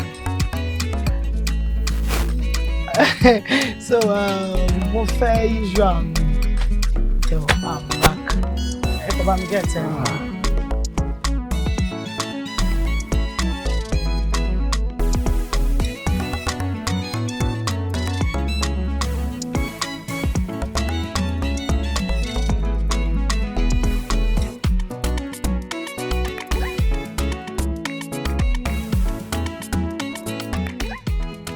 Hello, handsome. Hi. Hi, good afternoon. Good afternoon. Kí ló dé tí arẹwà ọkùnrin báyìí ṣe wá dájú kò tẹ́ ń dárònú because ìgbà tí mo kọjá ń bí báyìí mo rí pé notice mi mo fi lọ sí bar. Mo wò pé okay, why is this person sitting alone? Mo ṣe ní kí n padà wá kí n wá wọ́n ẹ̀. Sorry about that. So what's wrong? What's going on? Mo kàn ní one or two tó ń bother me, but I'll be fine. You'll be fine. If you don't mind though, one or two tó ń bother yín ṣé lè share pẹ̀lú mi. You know, a problem shared is half solved when you say it out. So, if you don't mind.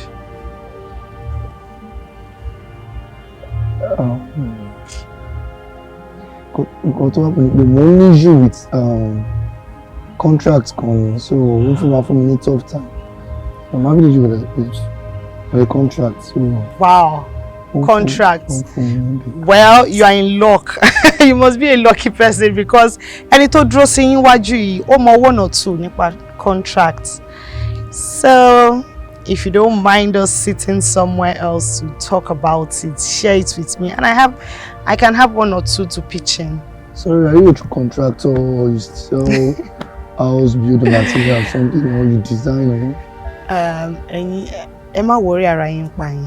Ẹ kò jẹ́ àjókòó síbò mi, like maybe I break my seat, or better still, we just move down somewhere else to just talk about it. Contract yẹn ló fún mi ní tough time. Okay. Wọ́n ti wá fún mi ní contract. Ìgbà tí mo máa débẹ̀ tí mo máa yẹ quotation tó kọ, owó tí ẹ kọ́ sọ 450 million naira. Wọ́n reduce ẹ̀ pátápátá sí 400 million. So basically, in a nutshell, wọ́n fi yé mi pé tí n bá gbaṣẹ́ yẹn mi ò ní rí 1 naira. Mi ò ní rí gain, mo kò fẹ́ ṣe ẹni pé yóò fẹ́ ṣiṣẹ́ fún oníṣẹ́ ni. Àwọn ọ̀rẹ́ ń fún mi ní lot of headache because báwo ni máa ṣiṣẹ́ tí mi ò ní rówó. So ó kàn fún mi ní, I don't know, ó ń fún mi lot of headache and I need that cash, I need that money because mo ní àwọn gbèsè tó pọ̀ lọ́rùn tí mo fẹ́ san. Ẹjọ́ mẹ́ta yìí náà iṣẹ́ ò lọ déédéé bíi tìgbà kan, but I know things will get better. Ló ṣe òun jẹ́ pé tí n bá tiẹ̀ rí iṣẹ́ ìṣe tí mo dẹ̀ rí tọ́kọ́ bọ̀ á dí àwọn gbèsè kankan gbogbo ẹ̀ tí ẹ kò fẹ́ sú mi ni I don't know. Okay. Why not insist on that same amount you want to collect? Like, ẹ sọ fún wọn pé owó yẹn gangan iye yẹn gangan òun lè fẹ́ fi execute project yẹn òun dẹ̀ lè fẹ́ gbà simple. Gbogbo ẹni mo sọ. You still stand on your words.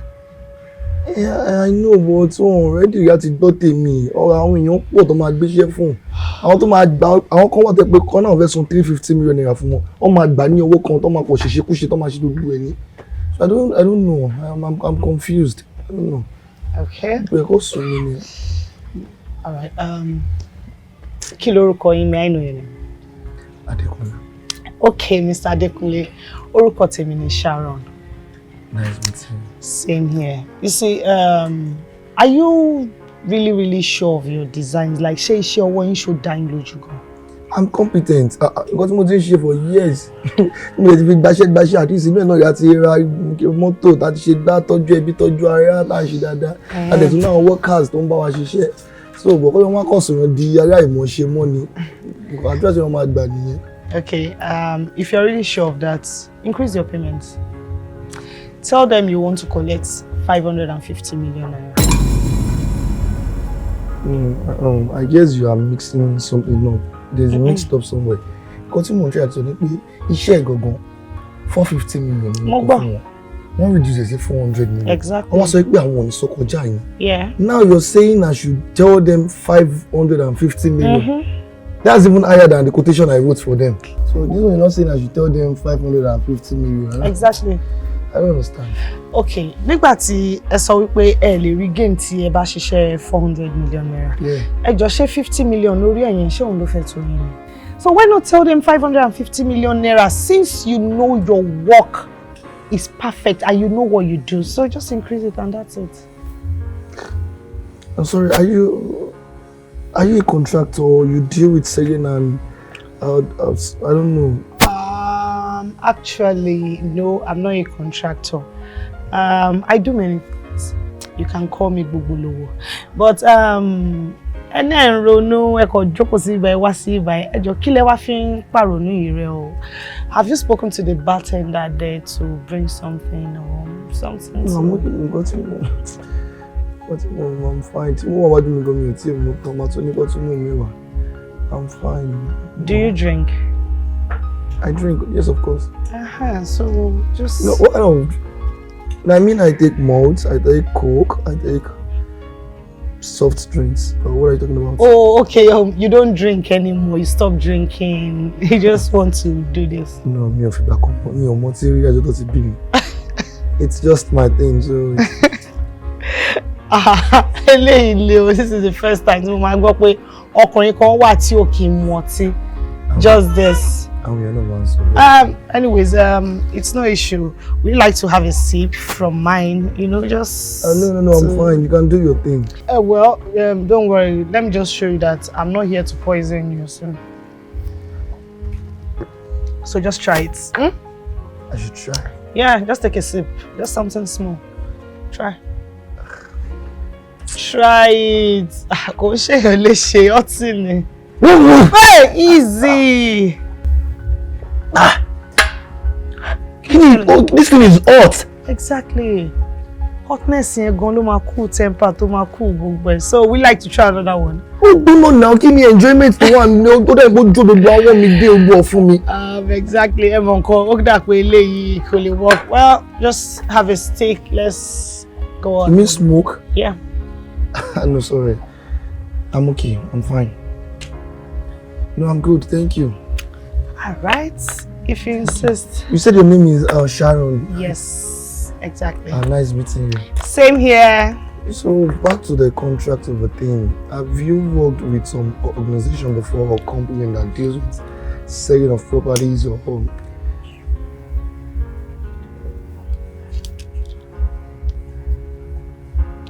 You see, me, properties o, ilé o, mọ́tò, kò bá èèyàn nìkan ni mi ò kí ń tà. Kò sí nǹkan téèyàn gbé tó bá ti lè dowó, mo lè sọ anything dowó. So I'll just. So you are into everything basically. Gbogbolowo lórúkọ mi. Sharon Gbogbolowo.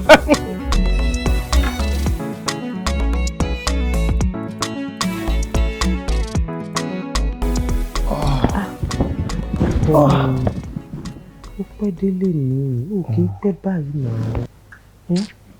Ó pẹ́. Ó sú mi o. Kí ló ṣẹlẹ̀? Ó sú mi. Kí ló ṣẹlẹ̀? Ibi tí mo ti ń bọ̀, tí wọ́n ti award contract fún mi. Ìgbà tí mo máa check gbogbo budget wọn wáyé, owó tí mo kọ wọ́n ti reduce your bill pátápátá. So basically tí máa ṣiṣẹ́ yẹn ní ìlú ₦1 bí ẹni pé mo lọ sìn wọ́n ni. There's nothing of gain maybe I can see a gain bó tiẹ̀ bí ò tiẹ̀ pọ̀ bó jẹ́ £1 million bó jẹ́ kankan nothing. Pé mo tún ṣe ń bá wọn sọ pé kọ́ wo náà kọ́ wo gba àwọn kọ́tà máa gbogbo nǹkan tá máa ṣe gbogbo ẹ̀ wọ́n nínú iye táwọn fẹ́ san nìyẹn àwọn ti reduce budget yẹn if I'm okay with it fine if I'm not okay with it I can go. And gbèsè dẹ́kun ọ́fíìsì tí mo fẹ́ san lọ workers yẹn wà tí mo sì jẹ́ ní owó 2 months a month 6 kan tiẹ̀ ni mo jẹ òun lówó 4 months nísìn. I don't understand. Iye mi mọ́. Èmi dẹ̀ láì dé àkàn ó dẹ̀ bẹ̀ wọ́n ó dẹ̀ bẹ̀ wọ́n bí a bá tún bẹ̀ wọ́n dáadáa bí wọ́n lè increase owó iṣẹ́ yẹn bẹ̀ wọ́n náà. Wáyé tó jẹ́ pé o kò máa ń mọ̀ fẹ́ máa bà mí nínú jẹ́ sí. Because every time anything bá come up tó jẹ́ kó jókòó kó ronú what's the next step tá fẹ́ ṣe kí ni nǹkan tá fẹ́ ṣe next o ò ní ro o kò máa ní kọ́ bẹ̀bẹ̀ kí n bẹ̀ wọ́n ẹ má bínú kí n bẹ̀bẹ̀ ṣé gbogbo ìlú máa bẹ̀ kiri ni nígbà tí mo ń ṣe nìyí. Is that the solution to just my finish? Bẹ́ẹ̀ ṣé wọ́n gbọ́ kọ́kọ́ ni ìjà máa ń parí. Sùúrù ń gbà mí, ẹ̀bẹ̀ ń gbà mí, ọ̀rọ̀ tútù ń gbà mí, ó lè change situation bó ṣe ní bóyá kò bẹ̀ wọ́n. Mi ò bá yàn jà. Tí yàn bá yàn jà, àbí tí yàn bá jẹ̀bi nǹkan, ni wọ́n sọ pé òun fẹ́ bẹ̀bẹ̀. But this time around I'm talking about contracts. Once you reduce the budget yẹn mi ò ní rí gain kankan bẹ́ẹ̀. That is what I'm trying to say. Wọ́n ní kí n máa bẹ̀bẹ̀ as in how? Nígbà tí mo gbé fún ẹ mo ṣe ní kò bẹ̀bẹ̀. Bí mo ṣe gbé fún mi ṣe máa jókòó máa ronú ló tún ní kankan tó yẹ kí n ṣe ni ló tún ní ọ̀nà kan tó yẹ kí n gbé gbà ní ló ní strategy kan tó tiẹ̀ mọ̀ tó tiẹ̀ ní idea ó ní idea kankan tiẹ̀ ní pé kí n bẹ̀bẹ̀. Inú nǹkan tó bá ra wé ẹ̀bẹ̀ sí wọn bóyá máa gbà ẹ́ gbọ́ ni tó wá tó bá ra wé ẹ̀bẹ̀ sí wọn kò dẹ̀ ka Bible verse bíi 2-3 fún wọn. John 3:16 For God so loved the world that he gave his only begotten son that whosoever believeth in him shall not perish but have an everlasting life. Give and it shall be given unto you. Ask, it shall be given unto you. Knock, the door shall be opened. Seek, it shall be given. Ọkọ ìwọ náà mọ Bíbélì. Ask, it shall be given unto you. Ló máa lò. Ṣùgbọ́n nígbàgbọ́ ní. It's fine. Ó ṣe gan mo dúpẹ́. Kí ni kí wọ́n á sè fún kí o fẹ́ jẹ? Mo ti sọ bẹ́ẹ̀. Ìyá ẹ̀bà, àmàlà, àbí sẹ́mi, èwo ló fẹ́ kí n ṣe fún ọ? Adébímpé, ó ti tutù jù ó ti tutù gbogbo tí mò ń sọ sọ́bọ̀ náà kí n bẹ̀bẹ̀ kí n dìde kí n jẹun what is wrong with you? Ṣé ò wá ní jẹun ni? Ọkùnrin la fi ń gbé títà ní sùúrù wá dẹ̀ láìpẹ́ fọ́lérò tí mo ṣe fún ẹ o. Babe!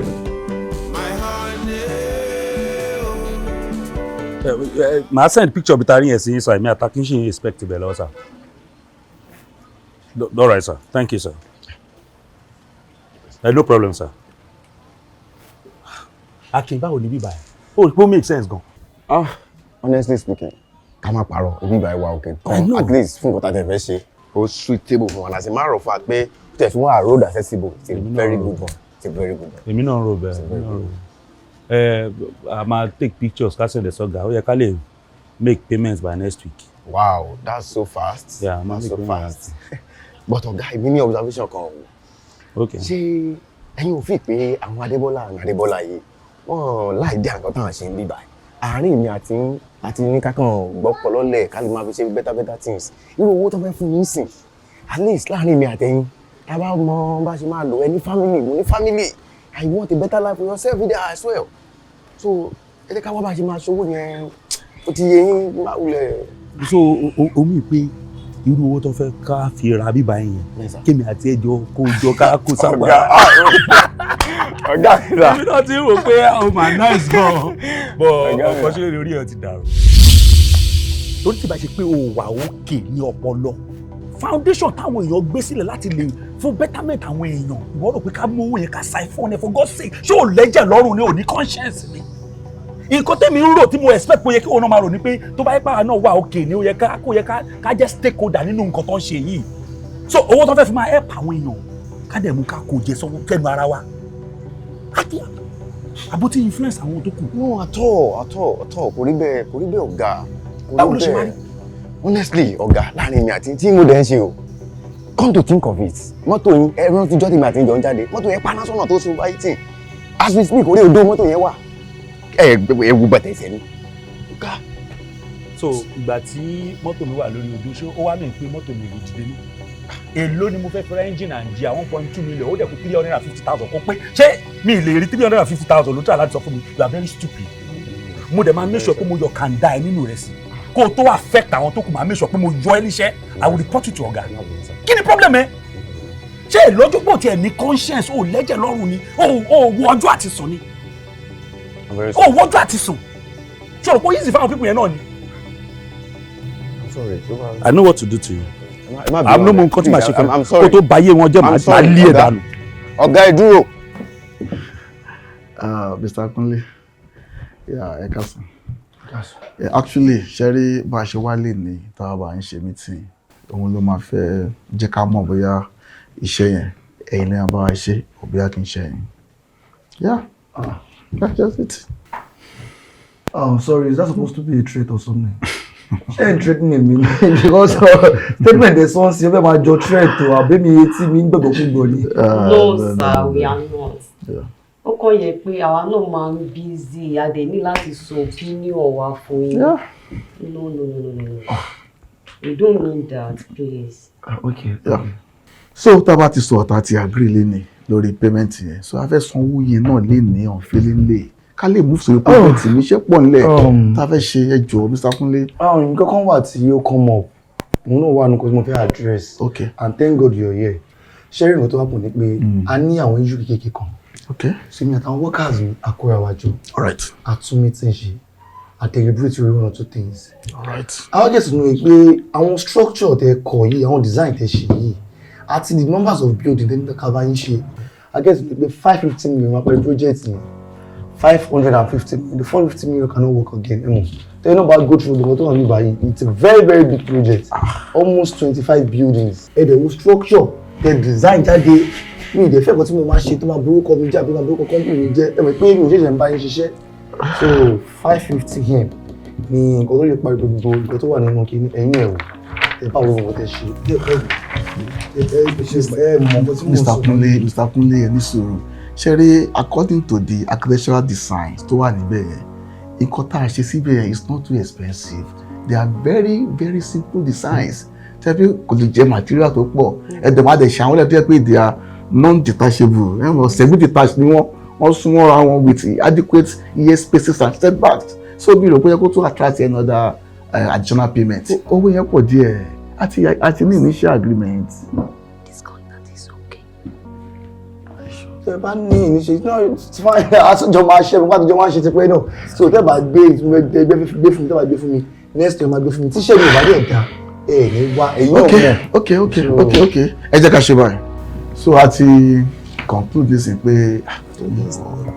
pé bóyá a ní choice àbí kí a ṣe torí pé tẹ́tẹ̀lẹ̀ ṣe ta ṣe in the past èyí náà lè ń bá wa ṣe ẹ̀dẹ̀ máa ń deliver on time with adẹ̀ to appreciate the quality of your job as well so for these good reasons a ní choice bí kí a gbé fún yín lọ́wọ́. ó dà pé understand mi dada ẹ mọ̀ pé initially 450 million ni mo sọ. Yes. Tẹ̀lé jẹ́ kó yé mi pé kò sí bẹ́ẹ̀ ṣe fẹ́ san wípé 400 million ní company lè san jáde. Tẹ̀lé jẹ́ sọ pé kò ní work due to nǹkan táwa ní níwájú wa gbogbo àwọn tó fẹ́ rà. So now wọ́n tún fi yẹ yín sí pé 450 yẹn ní ẹgbẹ́ kò ní ṣiṣẹ́ mọ́.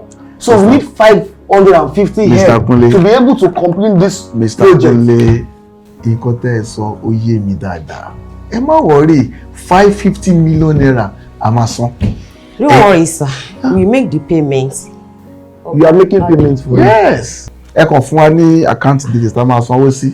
Àjọsọ́lé ni. Náà ni ẹ máa sanwó sí mo lè máa sọ fún bank manager mi pé kó get across sí. No problem. Ẹ kú ṣe àgbàlá sí Abuja ni àbí. Yes, Abuja ló yẹ kí n máa lọ but travelling plan mi ti change torí pé mo ní ọjọ́ ẹ̀kọ́ láti Kaduna office wa. So I have to change my ticket. Okay, your ticket. Yeah, okay, God bless.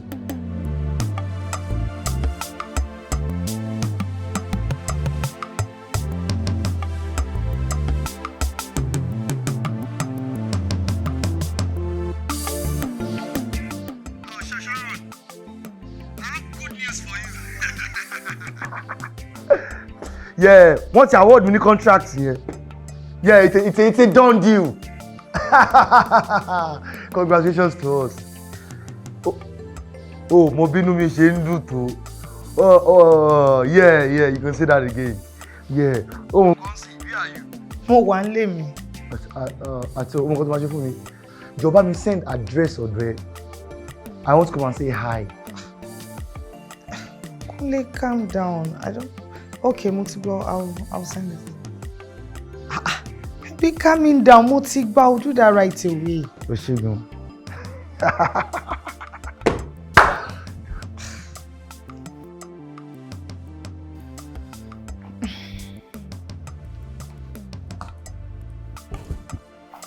Oh my goodness!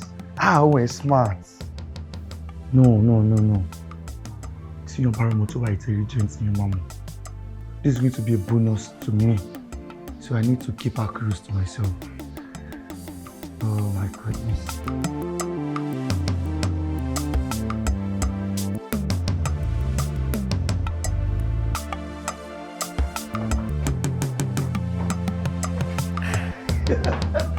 Babe! We did it. We did it! You did what? Show me, baby. Our people. What's your agree to some your phone? Wait. You mean the 550? 550 million contract! Oh my goodness! Congratulations! You see. Ṣé nílé ayé yìí? Ṣé ibi tó bá yẹ kéèyàn ti ní sùúrù? Èèyàn máa ní sùúrù. Ibi tó bá yẹ kéèyàn ti lágídí, èèyàn á ṣagídí ń bẹ̀. Èèyàn máa ń balance gbogbo ẹ̀ ni. Ibi tó bá yẹ kó ti jà, wàá jà. Ibi tó bá yẹ kó ti calm down, calm down. You take it up, you bring it down, wàá tune it down, wàá dúró lórí same level. Balancing ló ń pè. You see, now after listening to everything, na ṣé wo go ti balance by. Kọ̀ọ̀kan nínú nǹkan tó sọ yìí. Ó dàbí ní pé nítorí mo wá bá wọn pípò yẹn fi sùúrù ṣe. Tó bá náà fẹ́ fún everybody ní owó tó pọ̀ báyìí. Tó bá dórí tèmi wá ní ìwò náà tó handle it. Ní iye báyìí. But now tí mo ti bá wọn pò ní ẹ̀kan, ọwọ́ kan ni wọ́n ní ìyá mi bá rí pọ̀. Wọ́n lè award it. I'm so happy for you. This is big. This is huge. This is, you see, just go enjoy yourself.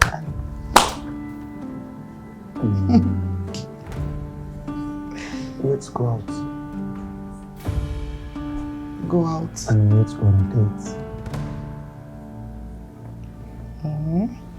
Go Jatto. Okay. Taking a picture. What's my story? Coach. Okay. O fẹ́ gbé mi jáde ńsìn. Pé èmi náà máa padà nínú. Anyways, that's fine. I really appreciate it. Kò sí wàhálà. Màá wọlé ńsìn, màá lọ change. Because I have to look the part, so màá wọlé màá change. So make yourself comfortable. I'll be back in a bit. You can help yourself. The kitchen is just right there. Oh, thank you. Mo rohun tó dùn, ẹja ọsàn. Mo rẹ́ni tó wù mí láyé, ẹ̀bà jẹun bá bèbí yẹn lọ. Mo rohun tó dùn, ẹja ọsàn. Mo rẹ́ni tó wù mí láyé, ẹ̀bà jẹun bá bèbí yẹn lọ. Òbúrò mi mo rí ẹ ìmùlẹ̀ rere. Fọwọ́ kọ́ mi lọ́rùn, jẹ́ ká ṣeré ọmọye. Òbúrò mi mo rí ẹ ìmùlẹ̀ rere. The way you dey make my body clap at you. One man food, another man's poison. Ẹ̀kọ́ ẹlẹ́gbà yé. Ó pẹ́ bóyá ọmọ yé wa, ọmọ ogun àtọmọ yé wa. Ìfẹ́ yìí ń pa mí mo ní yé pa.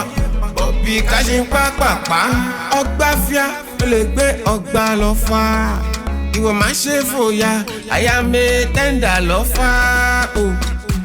pẹ́ bóyá ọmọ yé wa ọmọ ogun àtọmọ yé wa ìfẹ́ yìí ń pa mí mo ní yé pa òbí ká ṣe ń pàápàá mo rohun tójú ẹja ọsàn mo rẹ́ni tó wù mí láyé ẹ̀bà jẹun bá bèbí yẹn lọ mo rohun tójú ẹja ọsàn mo rẹ́ni tó wù mí láyé ẹ̀bà jẹun bá bèbí yẹn lọ òbúrò mi mo rí ẹ ìmùlẹ̀ rere fọwọ́ kọ́ mi lọ́rùn jẹ́ ká ṣeré ọmọ yé òbúrò mi mo rí ẹ ìmùlẹ̀ rere the way you dey make my body clap and dance. ṣeun ṣeun ọlọ́run mi ṣeun ṣeun jésù mi ṣeun ṣeun ọlọ́run mi ṣeun ṣeun má bẹ̀rẹ̀ mọ́lẹ̀ má gbé ga má gbé jésù mi gẹ́ngẹ́ ọwọ́ mi lókè yáyá má kálẹ́lúyà rẹpẹtẹ jésù mi ṣeun ṣeun ọlọ́run mi ṣeun ṣeun. Babe, congratulations ṣorísìn ìgbà tí mo sọ fún pé kó lọ bí àwọn contractors yẹn ó sọ wípé ò ní bẹ̀ wọ́n ṣé ẹ̀bẹ̀ tó bẹ̀ wọ́n kọ́ ló fi fún ẹ ní contract yẹn ló fi bọ́ sínsìn. Shush your devil's thinking forsaken mouth. Wọ́n ṣe pè fún ẹni. Ṣé ojókòó òrònú ṣá? Why are you so daft? So ìwọ lójú ara ẹ̀ sìn ó fi pé ẹ má bínú ẹ má bínú ẹ má bínú ni mo fi gba contract. Ó fi pé I'm sorry mo fi gba contract. Ó fi pé mo bẹ̀bẹ̀bẹ̀ ó fi pé mo nílò ìròdò báyìí pé ìjọ ìṣàánú mi ni wọ́n fi gbé contract fún mi. mi ò ní odò balẹ̀ mo ní kó rá bàbà kó tẹ́wọ́. Wo jẹ́ sọ kankan fún ẹ. Gbogbo kan ti yí padà o. Ìgbà tí mo fi pé orí ẹ pé òun ni mo jókòó tí mo ń pàkíyèsí sáwọn kankan tí mo dúró pé ìyàwó mi rè é jẹ́ máa ṣèdùn ọkàn mi fún ẹ jẹ́ kó máa guide mi. But now tí mo ti meet àwọn èèyàn gidi àwọn tó understand ayé pé gbogbo kankan nìyàn bẹ̀bẹ̀ fún àwọn tó bá yẹ kó gbé gbígbóná fún gbé gbígbóná fún wọn àwọn tó yẹ kó gbé tútù fún gbé tútù fún wọn àwọn tó yẹ kó mọ̀ pé ìwọ gan ó ń gbá lórí ẹ jẹ́ kó mọ̀ pé ó ń gbá ní orí ẹ ó kò máa wà mẹ́rin ṣá any small thing I'm sorry I'm sorry I'm sorry I'm sorry bí ẹ tó ṣépè fún. Just take a good look at yourself. You look so unkempt, so ugly, so dirty, you stink. Oh, where more? Bóyá you run pit, you perf. Jọ irun bèrè wo ló ṣe? Wọ́n lò wọ́n tó ṣe bẹ́ẹ̀ tó ń ṣopó. Bó ṣe múra, bó ṣe rí, you look so unkempt, so tattered. Deodorant, ní yò, ní smell nice, ọmọ máa gbá ni. You look so dirty. Why? At what age? Ìgbà tí mo dẹ̀ máa fẹ́ ẹ báyìí. You were young, beautiful, intelligent, hardworking and smart. Àfẹ́ tán báyìí, ó dìdàkudà, ó dìrẹ̀dẹ̀rẹ̀dẹ̀. Wọ́n jẹ́ sọ fún ẹ, ó daft o. Àti ìwọ́n dẹ̀ ti daft jù, tó bá tó point kan, èèyàn máa abandon wọn ni. I'm not saying I want to abandon you, but if you're not careful, don't make me do what I will regret. Máa kì í ṣinú bí o, kí ló tó ń ké? Èsì yóò ṣe àsìkò gbé ẹ. No, tó bá ti jókòó kó tún ọ̀rọ̀ ayé ẹ kó tún ṣe kó àsìkò tó máa kí o ti tò. Ọ̀wọ́ èrè rádàrà dàbí nǹkan tí ìròyìn jí kò. I caused the day I met you. Orí. Why do you think kí n má bínú? Because you are getting angry. Tó bá tún sọ pé kí n má bínú ní ẹ̀kan sí tí n bá súnmọ́ ẹ̀ máa gbá etí ẹ tó 10 times. Àdójútì ní ìyàwó. Àwọn ọmọ táwa mọ̀ tó bá wà ń ta báyìí hips wọ́n máa ń rojọ́ ni ìdí wọ́n máa ń sọ̀rọ̀ ni wájú wọ́n máa dúró ni. Take a look at yourself. Nothing. That's so unattractive, ugly, dirty, stinking. What am I calling your shit? Sorry. Nothing up here. Ṣá má bínú tó bá bó sì bọ́mọ wíṣọ ní wọ́n pọ̀ tún fà mọ́ra ni má bínú. Babe, má bínú náà jọ má bínú. Babe.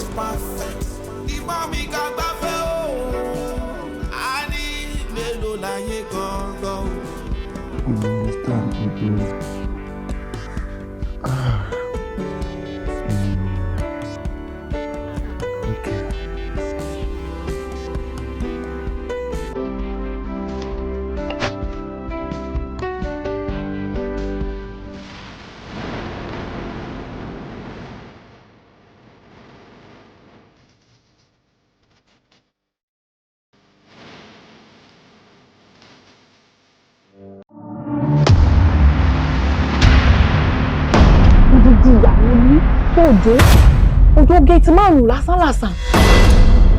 Quiet. This is my daughter. Miriam lórúkọ ẹ̀, but Mimi ni mo máa ń pè. Mimi, this is your new mom. She's going to be the one taking care of you from now. Yes, Daddy. I think I like her. This is the type of mommy I want. Really?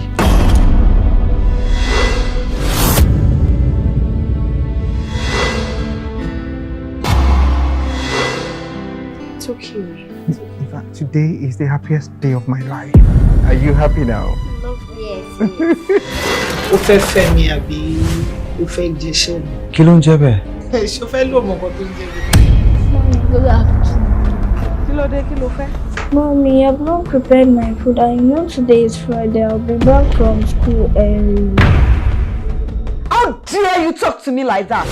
Mo ní ta ni mommy ẹ? Ta ni yẹ? Ta ló bímọ òfò? Ó yá bọ́tà! Bọ́tà mo ní kò bọ́tà! Miriam, come on, get the door. Miriam, seriously, don't be naughty. Daddy wants to talk to you.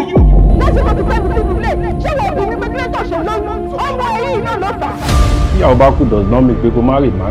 Ó sí obìnrin gidi kankan tán. Ṣebí bọ̀bọ̀ yìí mo kọ̀ ní pé kí n gba títọ́wọ́ ẹ̀ ni.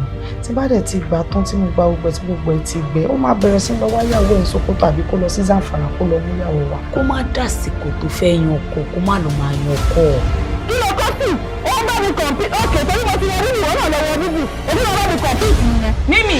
Boyfriend oní boyfriend, chief oní chief, ọkọ ọlọ́nkú, yahoo boy lẹ́nu, pẹ́ńtà lọ́la tówó bá ṣáà ti wà yín lẹ̀. Agbára mi ò ká mọ́, mi ò lè dá máa ro ẹ́ kiri.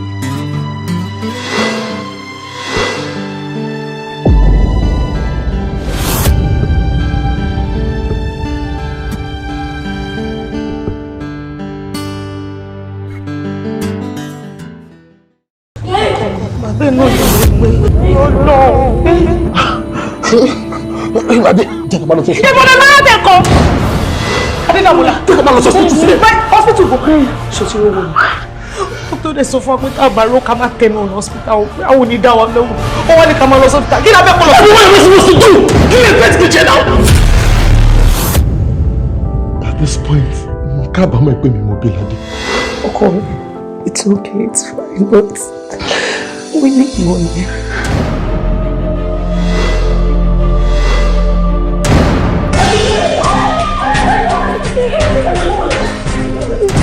This is Sergeant Vertical from Oloye Police Division.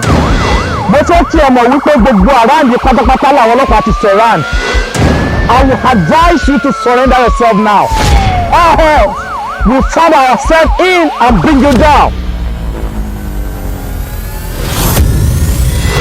When is Daddy going to pay my school fees? Lade. Kí ló ṣẹlẹ̀? It's lost so much blood. Take as many parts of blood as possible. All that really matters right now is my child to be okay. Am I correct? Owó lé sísá náà ẹgbàá mi. What happened? Pẹ̀lú what is it? Mo dá. Okay o, mo ti gbẹ́ ṣáà ní sọ ẹ jẹ́ kí n máa ń ṣílẹ̀kùn. Juliet, are you fine? Mi ò wá dé láti wá ṣe ń jàmbá. Just if you cooperate with me. Am I clear? Surrender yourself now. When we find ourselves, we won't like it. Ẹ wo, èmi náà gbọ́mọ wá síbi tí àjọ ọmọ náà ló gbé mi náà débi. So, bẹ́ẹ̀ni.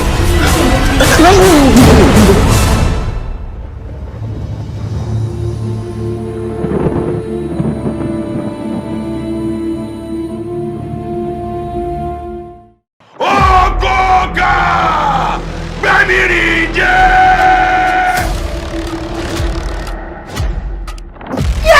Rotimi, inú mi.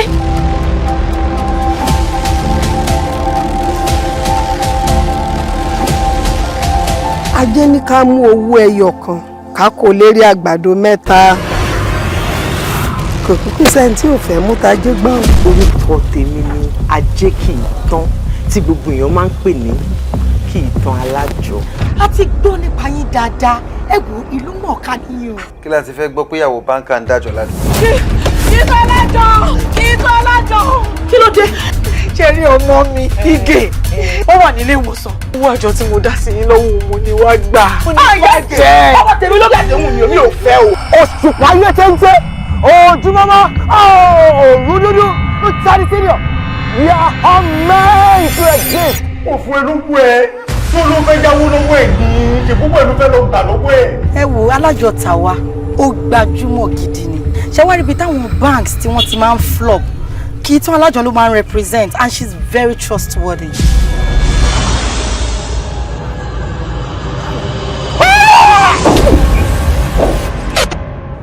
Àjọ ṣe léwu pẹ̀lú kí tán alájọ.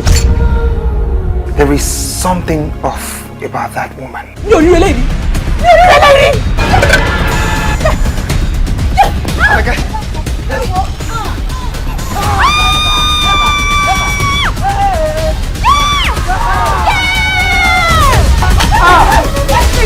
Owó ebójà ló pe ni. Dájúdájú ó lè lárakùnrin. Sówó ìsọjà ni. So right now, mo ń pa láṣẹ fún ẹ ni. I don't want you to have anything to do with that again. Kò stop àjọ òṣì. Iná gbági tútù mu. Òkòǹkà ló ní ìwú fún ọpẹ́. Àdátúndá là ń dájọ. Sẹ́yìn ọmọ pé fúnra màálù ní pẹ̀sẹ̀ ara rẹ̀ lọ́dún tí wọ́n ti pa ni.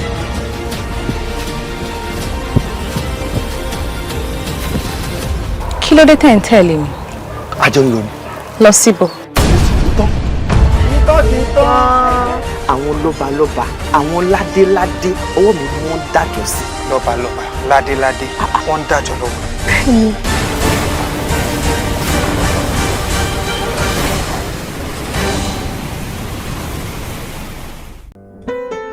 Àní ojú máa rí tó ọmọ nínú ayé yéyé mi o. Ojú mi rí tó lórúkọ ìfẹ́. Àìdókò bàbá ẹlòmí ìrọ̀rí. Láńgbé kóṣókò tòtò tí bàbá yó. Màmá rí jìnnà bàbá lọ fà.